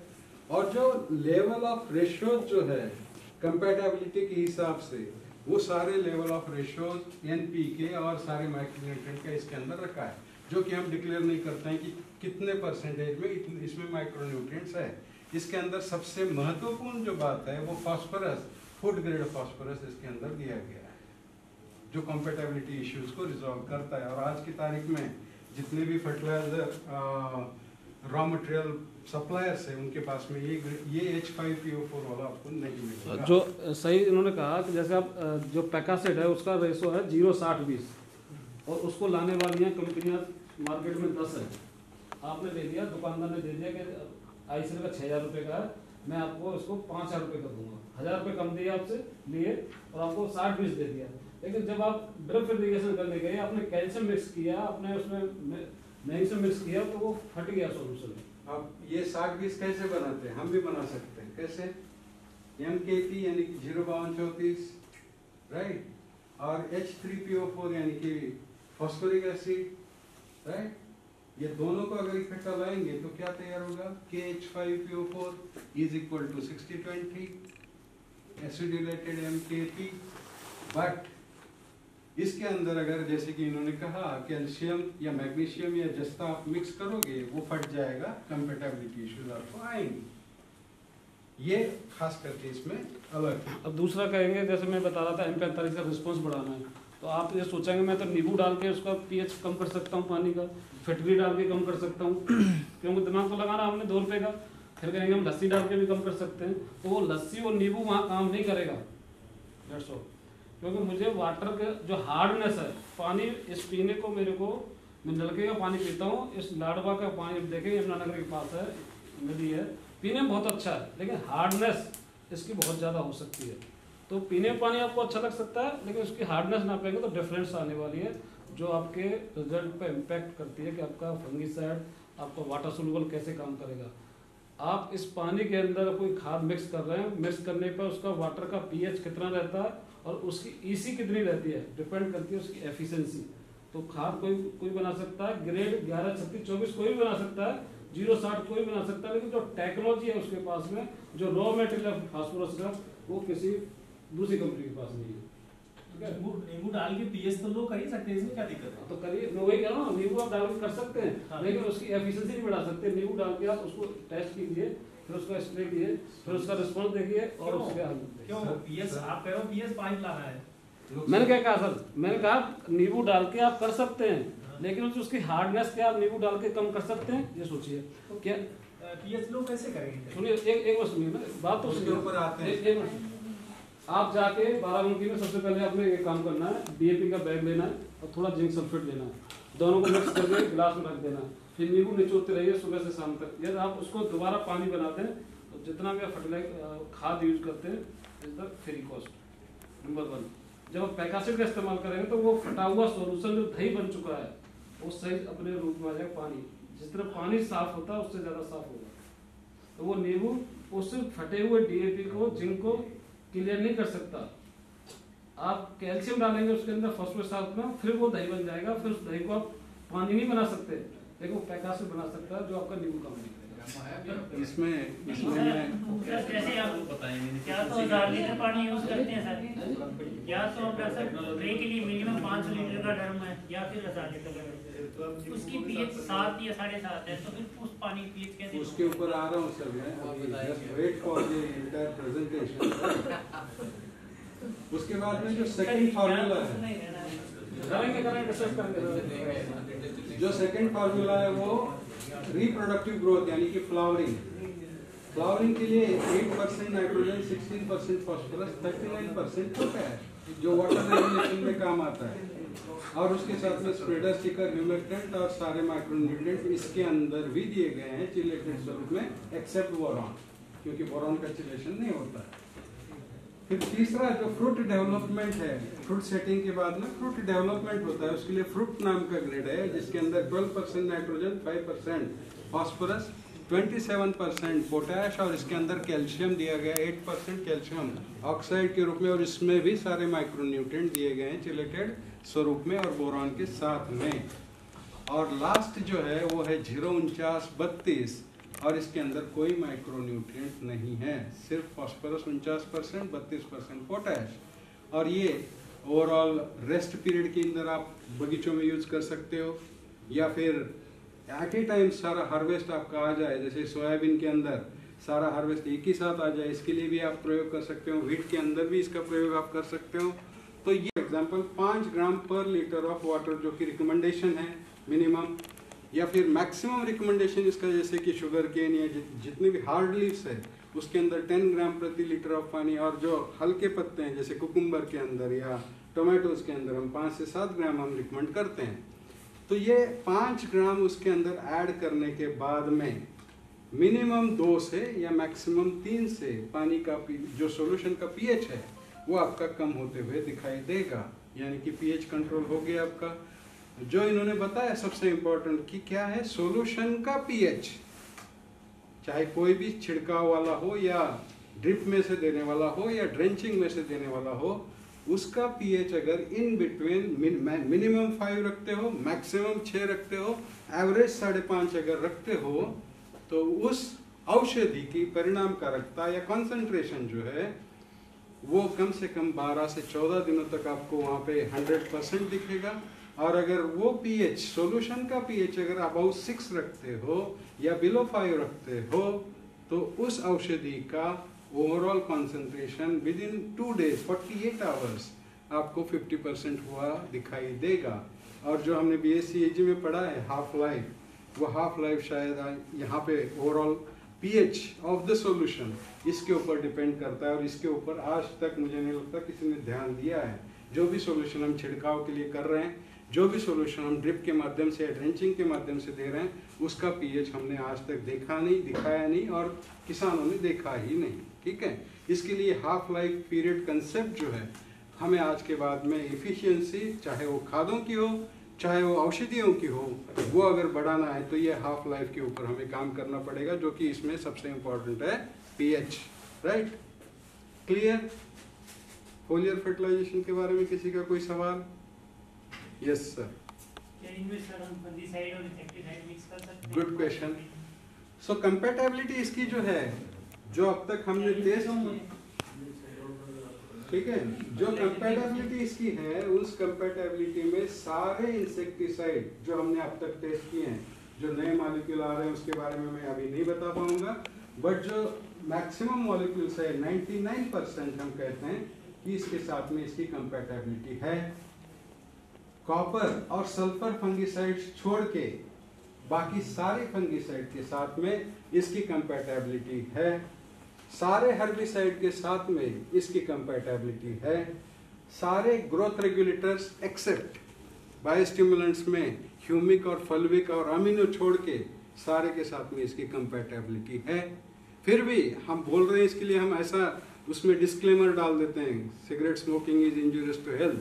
वैसे ही एक डिस्क्लेमर मैं यहाँ पे दूंगा कि वो क्या है कि कोई भी प्रोडक्ट, क्योंकि हम एक प्रोडक्ट के साथ में 2 प्रोडक्ट नहीं मिलाते हैं, 3-3, 4-4 प्रोडक्ट मिलाते हैं, तो हम इसमें यही कहेंगे कि जार टेस्ट जो बेसिक है अपने एग्रीकल्चर में बताया हुआ, और जो नियम है डलास हमने सीखा है BSc में, अनलेस एंड अनटिल उसको हम परफॉर्म नहीं करेंगे तब तक ये जार टेस्ट लेने के बाद ही इसका प्रयोग 100% आप उसका करिए। कहीं कहीं पे हो सकता है कि सोडियम लेवल्स अगर ज़्यादा है तो वहाँ पे कंपैटिबिलिटी इश्यूज आ सकते हैं। Disclaimer, right? मैं बताता हूँ उसमें। इसके 4 वेट हैं। एक है 1136-24, उसके अंदर एडी copper base, sulphur base mix कर सकते हैं। एक है 839 बूस्टर, उसके साथ मिक्स कर सकते हैं। तीसरा प्रोडक्ट है 12 नाइट्रोजन पोटास प्लस 8 कैल्शियम, उसके साथ सल्फर और कॉपर वाला प्रोडक्ट नहीं जाएगा।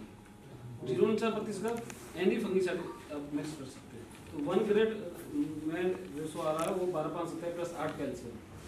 जहाँ हार्ड वाटर है, जो जहाँ सोडियम ज़्यादा वाटर के अंदर, वहाँ आप कोई भी फंगिसाइड इस्तेमाल करेंगे जिसका pH 8.5 से ऊपर ज़्यादा है, वहाँ लगभग फट जाते हैं फंगिसाइड। जैसे एलिएट हम बहुत ज़्यादा इस्तेमाल करते हैं रूट गलन के लिए, और जहाँ पानी का pH 8.5 होगा वो एलिएट रिस्पॉन्स नहीं देगा, फटेगा सोल्यूशन में। तो वहाँ इस्तेमाल आप 0.60-20 का इस्तेमाल करेंगे पैकासेट का, तो वही रिस्पॉन्स आपका अच्छा देगा। मेरे पास एक PDF है, जितने भी रिसर्च सेंटर है वर्ल्ड में, UK में है, नीदरलैंड है, इंडोनेशिया है, सारा है, कोई ऐसा का PDF नहीं है। जो जितने भी रिसर्च करते हैं पेस्टिसाइड, फंगिसाइड पर, हर्बिसाइड पर, उसका पेपर है कि कौन कौन सा फंगिसाइड किस pH पर ज़्यादा रिस्पॉन्स देता है, कैप्टान कहाँ देगा, मेटिसाइड कितने pH पर देगा। और तो एक यदि आप इस पिक्चर को देखेंगे जो अभी दिखा रहे थे हाफ लाइफ वाली, तो आप इसको गूगल पे करेंगे हाफ लाइफ द पेस्टिसाइड, तो आपको ये पिक्चर दिखाई देगी, और उसके अंदर देखेंगे तो सारा आपको डिटेल मिलेगी क्या है।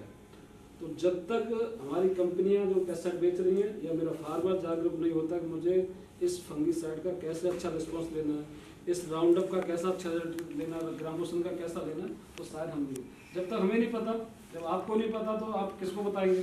तो हमें जानना जरूरी है कि हम कौन सा फंगिसाइड कर रहे हैं और उसकी रिस्पॉन्स कैसे ले सकते हैं, कितने pH पर ज़्यादा बेहतर है। यानी हर आपका फंगिसाइड 5 पे देगा तो 6 पे अच्छा बेहतर दे सकता है, 7 पे दे सकता है। 2 उसका बेस क्या है, वो सल्फर बेस है, कॉपर बेस है, जिंक बेस है, Mn बेस है, उसका बेस क्या है।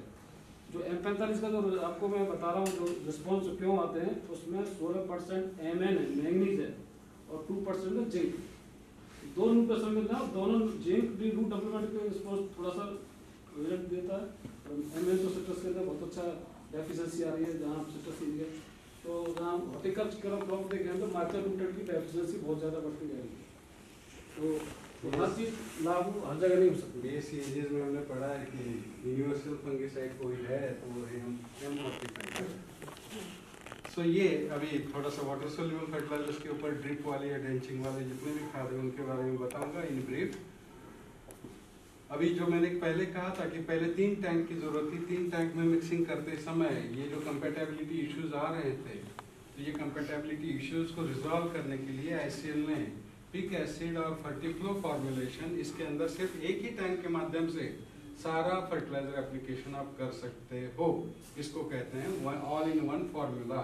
और ये कंपेटेबिलिटी इश्यूज हर एक फार्मूला के अंदर हमने रखे हैं, और इस जो भी अपना ड्रिप क्लीनिंग है वो ड्रिप क्लीनिंग भी उसके पास साथ में होते जाएगा। अब सबसे पहले आते हैं फॉस्फेटिक और पोटेशिक ग्रेड्स के ऊपर, जो कि खासकर कि रूट डेवलपमेंट और वाटर रेगुलेशन में सबसे इम्पोर्टेंट है।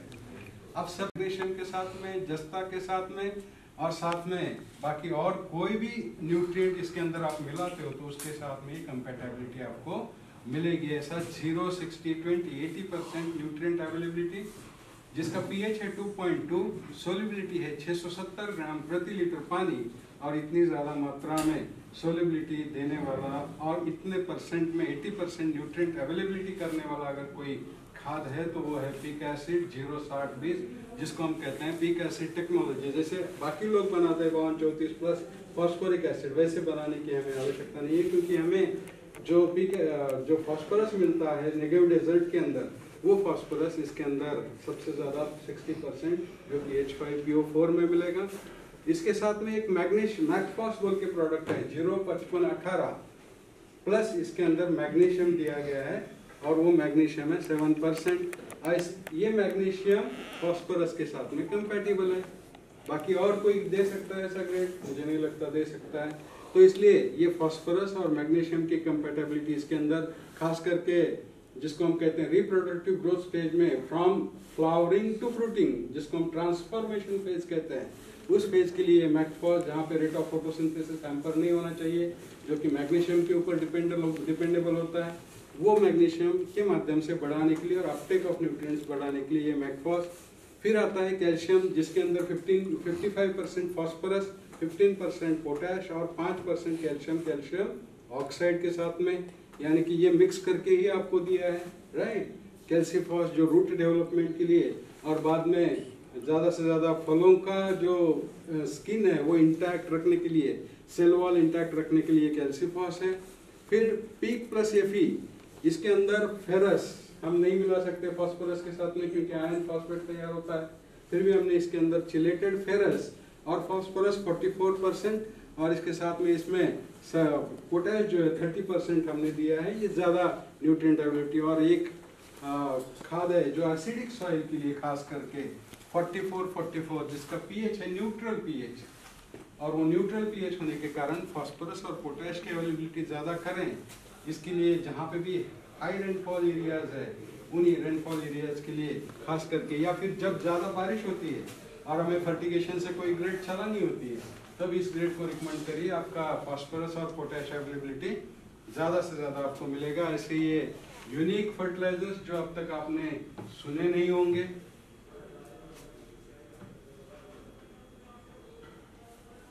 फिर आते हैं जो फर्टिफ्लो फॉर्मुलेशंस के ऊपर, जिसमें एनपीके के साथ में माइक्रोन्यूट्रिएंट या बाकी अन्य न्यूट्रिएंट भी दिए गए हैं।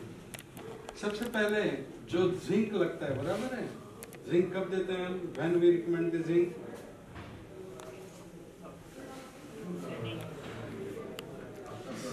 हमेशा याद रखना जिंक का रोल।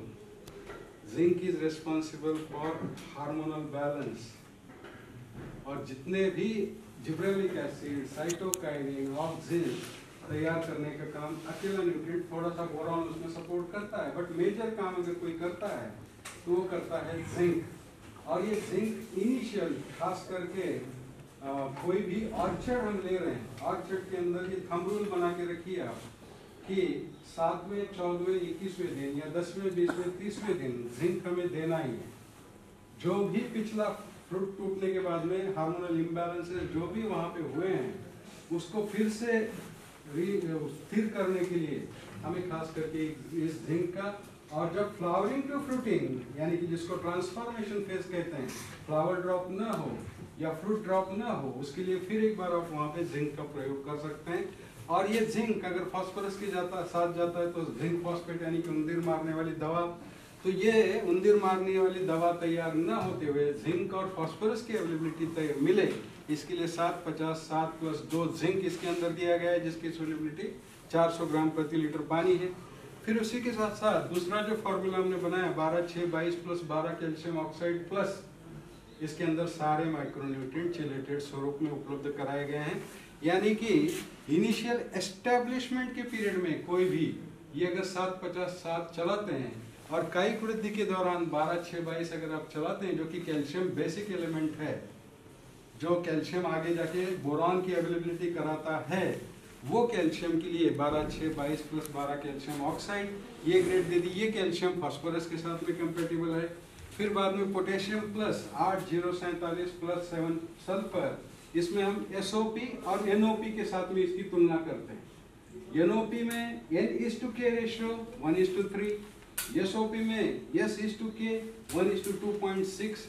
अब इसके अंदर जो 8047 + 7 सल्फर ये जो रेशियो रखा गया 1:6 और NK का, और S/K का रेशियो भी इसके अंदर 1:6 लगभग रखा गया, और इसी के कारण पोटैश और सल्फर की अवेलेबिलिटी सबसे ज़्यादा होती है। आपने उदाहरण के तौर पे कभी नहीं किया हो तो करके देख लेना। हमें BSc में सबने सीखा है कि N/K रेशियो अगर ठीक रहेगा तो नाइट्रोजन और पोटैश की अवेलेबिलिटी यानी कि सिनर्जिज्म वहाँ पे आपको मिलेगा। अगर सिर्फ नाइट्रोजन एप्लीकेशन करेंगे तो वेजिटेटिव ग्रोथ ज़्यादा, सिर्फ पोटैश की अवेलेबिलिटी करोगे तो कैल्शियम और मैग्नीशियम की अवेलेबिलिटी हैम्पर होती है।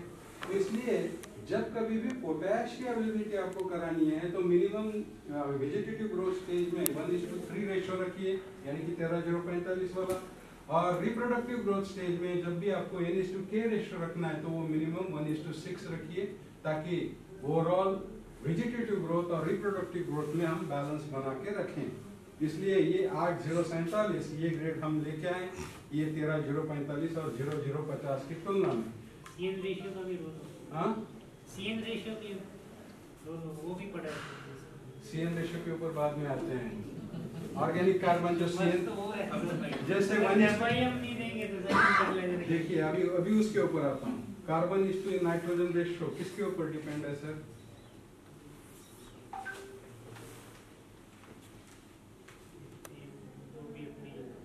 जितना भी फार्मिंग सिस्टम अप्रोचेस है, उन फार्मिंग सिस्टम अप्रोचेस में अगर हमने देखा कि फॉरेस्ट्री अगर है तो फॉरेस्ट्री के अंदर C/N रेशो आपको सबसे आइडियल रेशो मिलेगा।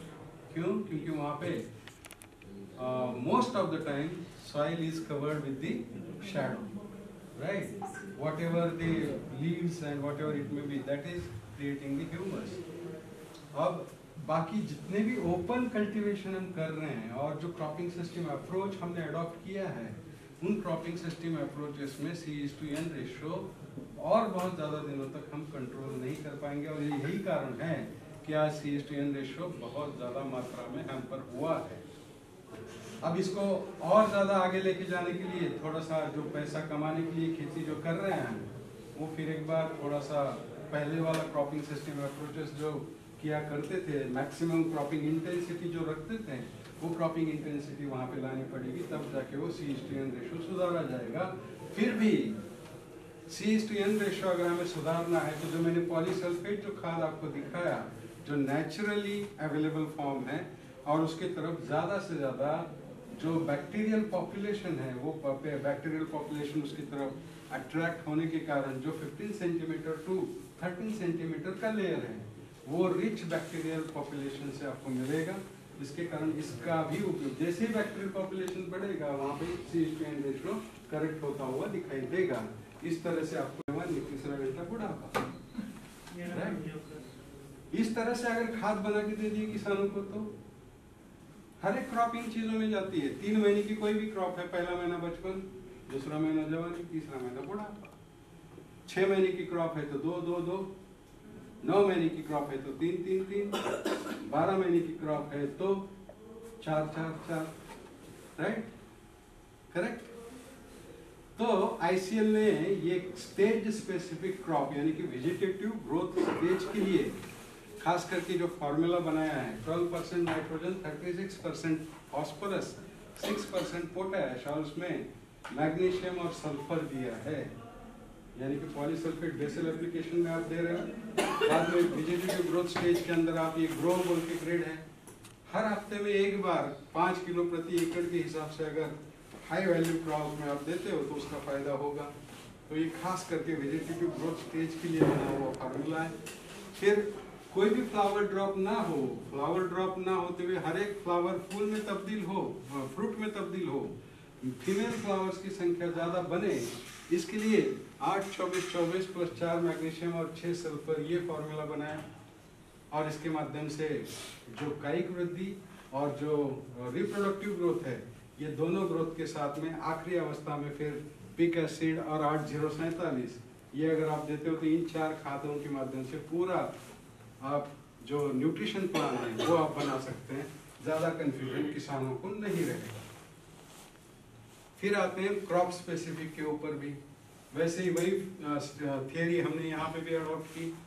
वेजिटेटिव ग्रोथ स्टेज के लिए टोमेटो 1, रिप्रोडक्टिव ग्रोथ स्टेज के लिए टोमेटो 2, बनाना में बनाना 1 वेजिटेटिव ग्रोथ स्टेज के लिए, बनाना 2 रिप्रोडक्टिव ग्रोथ स्टेज के लिए, pomegranate pomo 1 vegetative growth, pomo 2 reproductive growth stage, और आखिरी अवस्था में 8-0-47 और कोई भी फॉस्फेटिक और पोटेशिक ग्रेड आप लेते हैं, यानी कि 60-20 मैकफॉस या 44-44 इसका और अल्टरनेट 8-0-47 के साथ में करते हैं तो आप भी वो पूरा जो क्रॉप प्लान है वो क्रॉप प्लान आप बना सकते हैं। ऐसे ये वाटर सोल्यूबल फर्टिलाइजर जिसकी खास करके लो pH, हाई सोल्युबिलिटी, उसी के साथ साथ कंपैटिबिलिटी, उसी के साथ साथ लो हेवी मेटल कंटेंट और लो सैलिनिटी इंडेक्स, ये 5 सारे जो बातें हैं वो सारी बातें इन सारी खादों में हमने देने की कोशिश की है। और इसीलिए आज जो भी फर्टिलाइजर हम ले आगे आने वाले समय में लाने वाली कोशिश कर रहे हैं उसमें ज़्यादा से ज़्यादा न्यूट्रिएंट अवेलेबिलिटी किसान को हो और जो इफिशियंसी है 90% से ज़्यादा किसानों को मिले और जो ज़मीन है उसके ऊपर कोई भी उसका विपरीत परिणाम न हो। और इसी के कारण इम्पैक्ट टुवर्ड्स सस्टेनेबल फ्यूचर ये हमारा टैगलाइन है कि अगर जब तक हम ज़मीन के बारे में सोचेंगे नहीं तब तक हम अच्छा प्रोडक्ट इवॉल्व नहीं कर पाएंगे, और अच्छा प्रोडक्ट इवॉल्व नहीं कर पाएंगे तो किसानों के लिए वो ज़्यादा महत्वपूर्ण नहीं रहेगा। इसलिए सिर्फ पैसा पैसा पैसा ये नहीं है, बट ICL काम करता है फॉर द बेनिफिट ऑफ नाम। जब नाम कमाएंगे तो पैसा अपने आप आ जाएगा, ठीक है। और अभी जो बायोस्टिमुलेंट्स के बारे में हम काम कर रहे हैं, बायोस्टिमुलेंट्स के अंदर अभी जो amino acids, fulvic acid, humic acid, उसके ऊपर हम जल्दी ब्राज़ील से अमीनो एसिड्स लेके आ रहे हैं। बट सीवीड के अंदर जो ब्राउन सीवीड होता है, हमें आप सभी ने पढ़ा होगा, आप सभी ने सुना होगा कि 3 प्रकार के सीवीड होते हैं, उसमें ग्रीन सीवीड, रेड सीवीड और ब्राउन सीवीड। अब ये तीनों ग्रीन सीवीड में सिर्फ अकेला ब्राउन सीवीड ऐसा है जो इंटरटाइडल जोन में आता है। बाकी 2 जो है वो क्या कहते हैं, लो टाइड या हाई टाइड में आने वाले हैं। बट ये अकेला ब्राउन सीवीड जो होता है, किसी भी देश का होगा, वो ब्राउन सीवीड जो होता है वो होता है इंटरटाइडल जोन में आने वाला, यानी कि लो टाइड में भी और हाई टाइड में भी सर्वाइव करने की क्षमता उसके अंदर होती है। और इसलिए ब्राउन सीवीड सबसे अच्छा। ब्राउन सीवीड के अंदर मैक्सिमम जो जिसको हम कहेंगे कि टेम्परेचर सिवियरिटी जो है मिनिमम, अगर आपको इंडिया के अंदर भी होता हुआ दिखाई देगा तो वो ये ब्राउन सीवीड लिक्विड के माध्यम से फोलियर के लिए तथा ड्रेंचिंग के लिए और अपने ड्रिप के माध्यम से एप्लीकेशन करने के लिए एक्वामरीन बोल के हम लेके आए, जिसका परसेंटेज 99.35% है। और बाकी प्रिजर्वेटिव्स अगर आप देखेंगे सिर्फ 0.65%। इसका जो एक्सट्रैक्शन प्रोसेस होता है वो ज़्यादा इम्पोर्टेंट होता है इसके अंदर की ज़्यादा से ज़्यादा कंसंट्रेशन आपको दिलाने के लिए। तो वो एक्सट्रैक्शन प्रोसेस इसमें खासकर है। और जो ग्रैन्युलर के फॉर्म में सॉइल एप्लीकेशन में जहाँ पे ड्रिप नहीं है, जहाँ पे ड्रेंचिंग से बंदा दे नहीं सकता, वहाँ पे ग्रैन्युलर एप्लीकेशन के लिए हेलियोडोर नाम से हम ये ब्राउन सीवीड लेके आए, जिसके अंदर 10% एस्कोफैलम नोडुसम है। ये सारे प्रोडक्ट्स के बारे में मैंने बताया। बट सपोर्ट के बारे में एक सपोर्ट सिस्टम हम ICL जनरेट कर रहा है। उसमें क्या है, आज तक हम जितना भी soil testing, water testing, leaf testing जो भी करते हैं उसमें क्या है, मैनुअल प्रोसेस ज़्यादा है, राइट। जो भी स्टॉक सॉल्यूशन बनाना है वो मैन्युअली करना पड़ता है, जो भी प्रिपरेशन ऑफ द सैंपल करना पड़ता है वो भी मैन्युअली करना पड़ता है। इसलिए मैनुअल इंटरवेंशन जितना ज़्यादा रहेगा उसमें तो ज़्यादा चांसेस रहेंगे एक्यूरेसी इनएक्यूरेसी के। तो उसको हमने अलग करने के लिए IC लीफ टेक्नोलॉजी, जो लीफ टेस्टिंग के बारे में है, और ये लीफ टेस्टिंग में 5 क्रॉप में हम कर रहे हैं। पहला तो हम ग्रेप्स, बनाना, पोमेग्रेनेट, टोमेटोज और कॉटन, इन 5 क्रॉप के अंदर लीफ टेस्टिंग कर रहे हैं। और जो हिस्टोरिकल डेटा है वो सारा डेटा इजराइल के साथ में कनेक्टेड है, उनके सर्वर के साथ में। तो ये लैब जो है सिर्फ 2 लैब है पूरी दुनिया के अंदर, एक इजराइल के अंदर और दूसरा पुणे के अंदर स्थित है। इस लैब के अंदर जो भी लीफ सैंपल आता है उसका सैंपलिंग सिर्फ 3 मिनट के अंदर होता है। उसके लिए XRF टेक्नोलॉजी यूज की जाती है, जो आज तक सिर्फ किसी भी माइन में से हीरे खोजने के लिए जो मशीन होती है वो मशीन के माध्यम से यूज की जाती है। वही मशीन हम लीफ टेस्टिंग के लिए यूज कर रहे हैं, जिसको हम कहते हैं एक्स-रे फ्लोरोसेंस। यानी कि जो भी एक्स-रे फ्लोरोसेंस के माध्यम से जो स्पेक्ट्रा रीड होता है वो स्पेक्ट्रा रीड के XRF के माध्यम से नाइट्रोजन और बोरॉन छोड़ के सारे न्यूट्रिएंट का स्पेक्ट्रा वहाँ पे रीड करके वो न्यूट्रिएंट एनालिसिस प्लांट पत्ते का हम करते हैं। और जो near infrared technology NIR, near infrared technology के माध्यम से नाइट्रोजन हम एस्टिमेट करते हैं। और ये सारे स्पेक्ट्रोग्राफ्स, अगर आपके पास सिर्फ वो मशीन है तो आप चेक नहीं कर पाओगे, क्योंकि उसका हिस्टोरिकल डेटा, जिसको हम कहते हैं कि जितना ज़्यादा डेटा होगा उतना एक्यूरेसी रहेगा, वो सारा हिस्टोरिकल डेटा हमारे पास है। बाकी और को जनरेट करने के लिए शायद और 25-50 साल लग जाएंगे। इसलिए XRF और NIR के माध्यम से लीफ टेस्टिंग करते हैं। और जो पानी और वो सॉइल टेस्टिंग है वो भी करके देते हैं। उसके लिए क्या किया है हमने कि आप अपने खेत में खड़े होकर सिर्फ लोकेशन हमें भेजना है। क्या करना है, जैसे व्हाट्सएप पे लोकेशन भेजते हैं आप, वैसे सिर्फ लोकेशन भेजना है। और जो भी क्रॉप आपने लगाया अपने ज़मीन के अंदर, उसका नाम, उसकी वैरायटी, उसका डेट ऑफ प्लांटिंग और कितना यील्ड आप उस प्लॉट में से चाहते हो, इतना अगर आपने भेज दिया तो ये क्रॉप प्लान बना के हम भेजते हैं।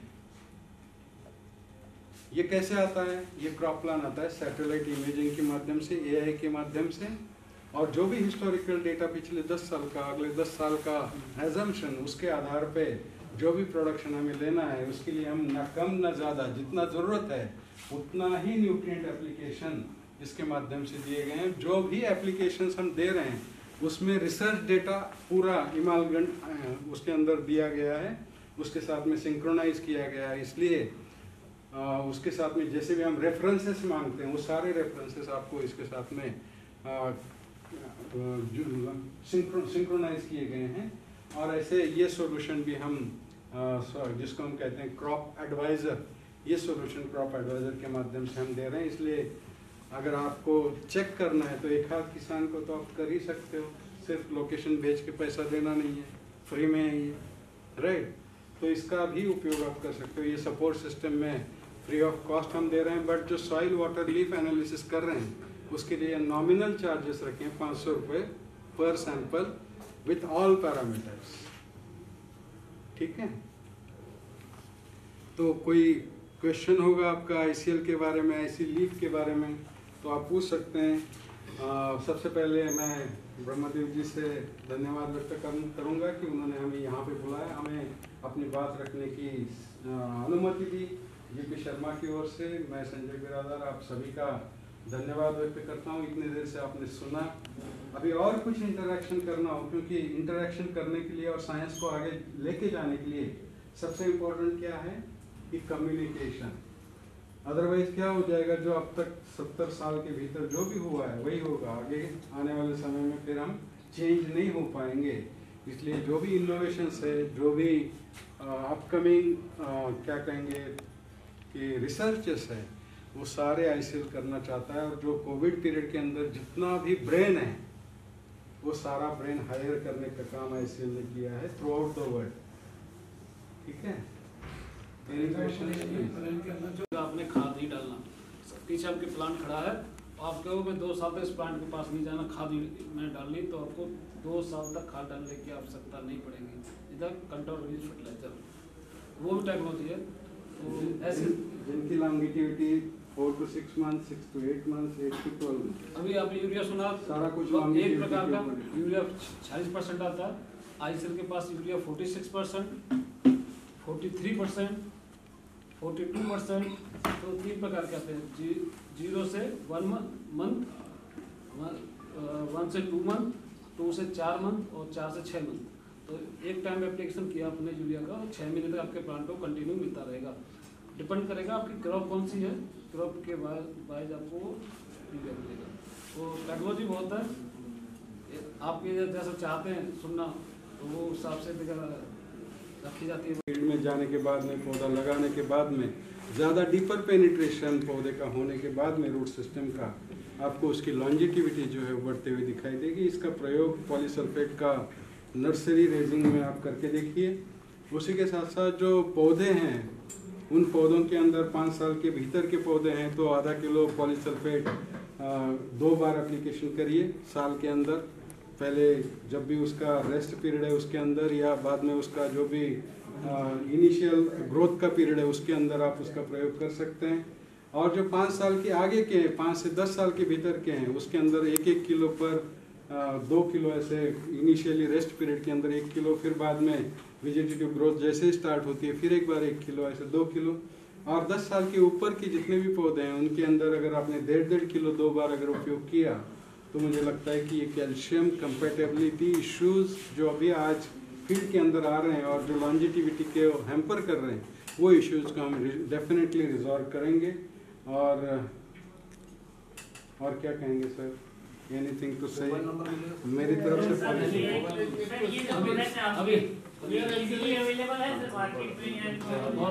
कहाँ से? उसी एरिया में जहाँ पे आप नहीं, कहाँ से आप? पंजाब से बठिंडा से। हर पंजाब के अंदर, हरियाणा के हर डिस्ट्रिक्ट के अंदर अवेलेबल है, अदर स्टेट में हर जगह है। MP में भी है, MP सभी जगह, नॉर्थ को छोड़ के आपका इसका पॉलीसल्फेट का प्राइस 1700 रुपये है। डिपेंड करेगा आप कहाँ से परचेज करते हैं। 50 kg और सस्ता क्यों है, जो मैं आपको कह रहा था, आप सोचेंगे सस्ता क्यों है। जब मैं 17% kg कैल्शियम परचेज करता हूँ, मुझे 17 kg कैल्शियम लेना, तो मुझे कैल्शियम नाइट्रेट से अच्छा कोई प्रोडक्ट नहीं दिखाई देता कि उसमें कैल्शियम 17% होता है। उसकी कॉस्ट आज मार्केट में 1500 रुपये है। तो मुझे 17 kg कैल्शियम लेने के लिए 6000 रुपये खर्च करने पड़ेंगे, तो मुझे 17 kg कैल्शियम मिलेगा। ठीक है जी। जो नाइट्रेट फॉर्म है उसमें 15 kg आपको नाइट्रोजन मिलेगी, वो आप यूरिया से भी सस्ता ले सकते हैं। पॉलीसल्फेट के माध्यम से आप कैल्शियम यूज करते हैं। एक तो 100% फॉर्म में कैल्शियम मूवमेंट नहीं करता सॉइल से या प्लांट के सिस्टम में। उसकी कॉस्ट आपने 35 रुपये खर्च किए, लगभग हाईएस्ट बता रहा हूँ 35 रुपये 100 kg के लिए आपको 17 किलो कैल्शियम मिल गया। रुपये खर्च हुए आपके 2500 कम, वहाँ 6000 रुपये खर्च कर रहे हो, यहाँ आपको 35 रुपये खर्च किए। यदि हम मैग्नीशियम सल्फेट खरीदने जाते हैं तो मार्केट में 40 रुपये किलो से कम मैग्नीशियम सल्फेट नहीं मिलता।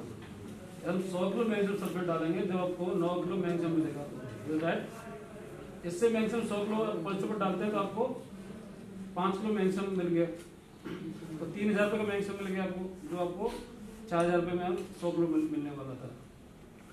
19 किलो सल्फर मिलेगा आपको, जो 100% अवेलेबल फॉर्म है। जितने हम सल्फर यूज करते हैं उनका एक रिलीज पैटर्न होता है, मैं किस प्रोडक्ट के माध्यम से सल्फर दे रहा हूँ। यदि मैं अमोनियम सल्फेट जिंक सल्फेट के माध्यम से सल्फर दे रहे हैं तो 15 दिन है उसका रिलीज पैटर्न। तो आप किस माध्यम से सल्फर दे रहे हैं, WD सल्फर देते हैं तो 3 डे है, क्योंकि उसका पार्टिकल साइज 2 mm का है, 2 से 6 mm का। पानी में घुलेगा तुरंत, जो भी पौधे को मिलना बार वो रीच हो जाता है। जब बेंटोनेट के माध्यम से देते हैं उसका पार्टिकल साइज 36 का है, mm का है, तो सॉल्विलिटी बहुत कम है। कभी कभी आपने देखा बेंटोनेट सल्फर डाली 1 साल तक पड़ी रहती है, घुलती नहीं है, तो उसकी अवेलेबिलिटी बहुत स्लो है। उसके बाद डस्ट पाउडर आती है 85%, उसका पार्टिकल साइज 35 से आता है। तो इस माध्यम से सल्फर देना, सल्फर की रिक्वायरमेंट मेरे प्लांट को लंबे समय तक होती है। तो इसका जो सल्फर है लगभग 120 दिन तक प्लांट को कंटिन्यू मिलता रहता है, 12वें दिन से। तो सल्फर मिलेगा आपको 19 किलो इसमें से, जो माइनस में है, SO3 माइनस में, और 19 किलो सल्फर मिल गया। तो 19 किलो सल्फर SOP वाला तो कितना 1900 रुपये कम से कम लेके चाहिए, तो माइनस में चला गया हमारा 3000 रुपये हमने मैग्नीशियम खरीद लिया, इसमें से 3500 रुपये का हमने कैल्शियम ले लिया। तो इसकी कॉस्ट देखेंगे 14 किलो इसमें से पोटास है, और पोटास भी अच्छी क्वालिटी का, तो वो भी अब कम से कम सब्सिडी वाला पोटास रखेंगे तो 600-700 रुपये का वो हो गया। तो इसकी कॉस्ट 0 माइनस में कॉस्ट। तो न्यूट्रिएंट वैल्यू निकालेंगे तो इसकी कॉस्ट बहुत कम है। अगर फार्मर के जाए आप रिकमेंड करते हैं, उनके लिए बेनिफिट है, सॉइल हेल्थ के बेनिफिट है, प्लांट हेल्थ के लिए बेनिफिट है, और मेरी जेब के लिए बेनिफिट है। तो मुझे कॉस्ट कम करनी पड़ेगी, न्यूट्रिशन वैल्यू ज़्यादा है। वर्ल्ड में सबसे ज़्यादा अपटेक करने वाला 90% न्यूट्रिएंट अपटेक करने वाला प्रोडक्ट है, नहीं तो कोई भी 10% से 20% ज़्यादा नहीं है।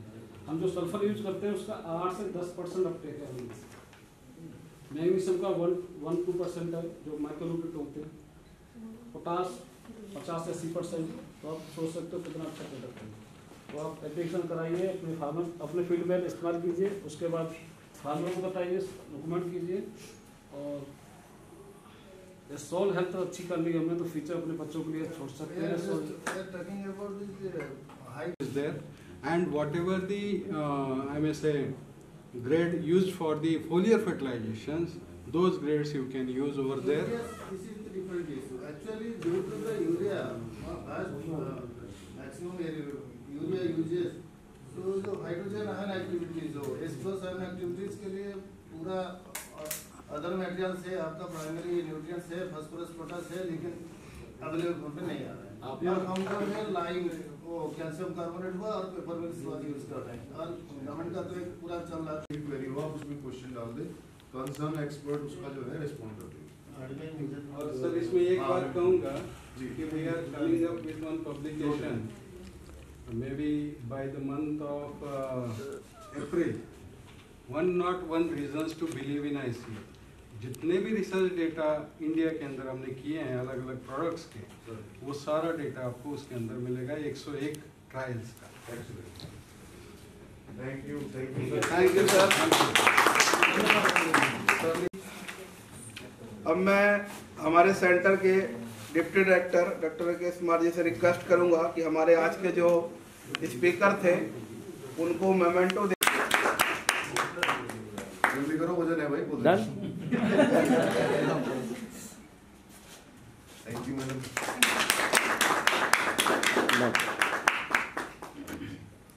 Dr. Sika Sani, SMS, DSP.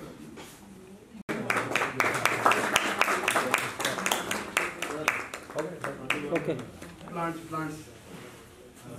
Sir.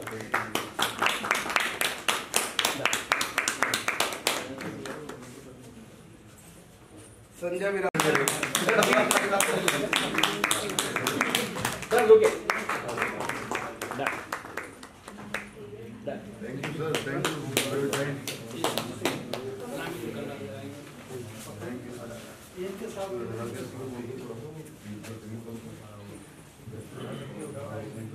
Cycle की और होप्सो आपने मेरे सेंटर के द्वारा और मेरे जो कोलीग्स हैं जो आपको सेंटर के बारे में और टेक्नोलॉजी जिसके लिए हम यहाँ इकट्ठा भी हुए हैं जो हमारी ट्रेनिंग भी है उसका एक अच्छे प्रारूप के अंदर प्रैक्टिकली और सॉफ्टवेयर में आपको ट्रेनिंग दी है और उम्मीद करता हूँ कि आपको कुछ ना कुछ नया सीखने को मिला होगा और कहीं कुछ कमियां रह भी जाती हैं हॉस्पिटलिटी में कहीं आ रहा होगा या आएगा आ जाता है हम अपनी तरफ से बेहतर करने की कोशिश कर रहे हैं करते ही रहेंगे तो आपसे ये उम्मीद करता हूँ कि आप सभी हमारे साथ कोऑपरेट करते रहिए और ट्रेनिंग सेंटर काफ़ी पहले भी अच्छी कराता रहा है इन जनरली ये तो चलो इंडो इजराइल से है और नॉर्मली ट्रेनिंग्स भी जो हमारी चलती रहती है और आपके हर एक स्टेट से हमारे पास फार्मर हमारे टच में है इवन हमारे प्लांटिंग मटेरियल भी यहाँ से गया हुआ ट्रेनिंग का शेड्यूल आप लोगों के पास में है उसमें कोई ज़्यादा चेंजेस होने की संभावना नहीं है माइनर है कोई एक्सपर्ट कई बार नहीं आ पाता या कोई इश्यूज होते हैं चलता है कल के लिए सुबह का ब्रेकफास्ट आपके लिए लाइट ब्रेकफास्ट रहेगा हम यहाँ पर ब्रंच करेंगे एक लॉलीपॉप दो नहीं लॉलीपॉप वर्ड गलत है और विजिट है जिस फार्मर ने हमारे यहाँ से इंस्पायर होकर के अपना फील्ड ऑर्चर्ड लगाया 20 एकड़ पीच पेड़ प्लम है पीच पेड़ प्लम गुआवा मैंगो भी है बहुत अच्छा फार्मर है होप्सो आपको वो साइट कुछ ना कुछ इंस्पिरेशन देगी और सीखने को बहुत कुछ वहाँ पर मिलेगा वो हमारी ही जो इंडो इजराइल की टेक्नोलॉजी उसी को अडॉप्ट करने के उपरांत वो एक बेहतर पोजीशन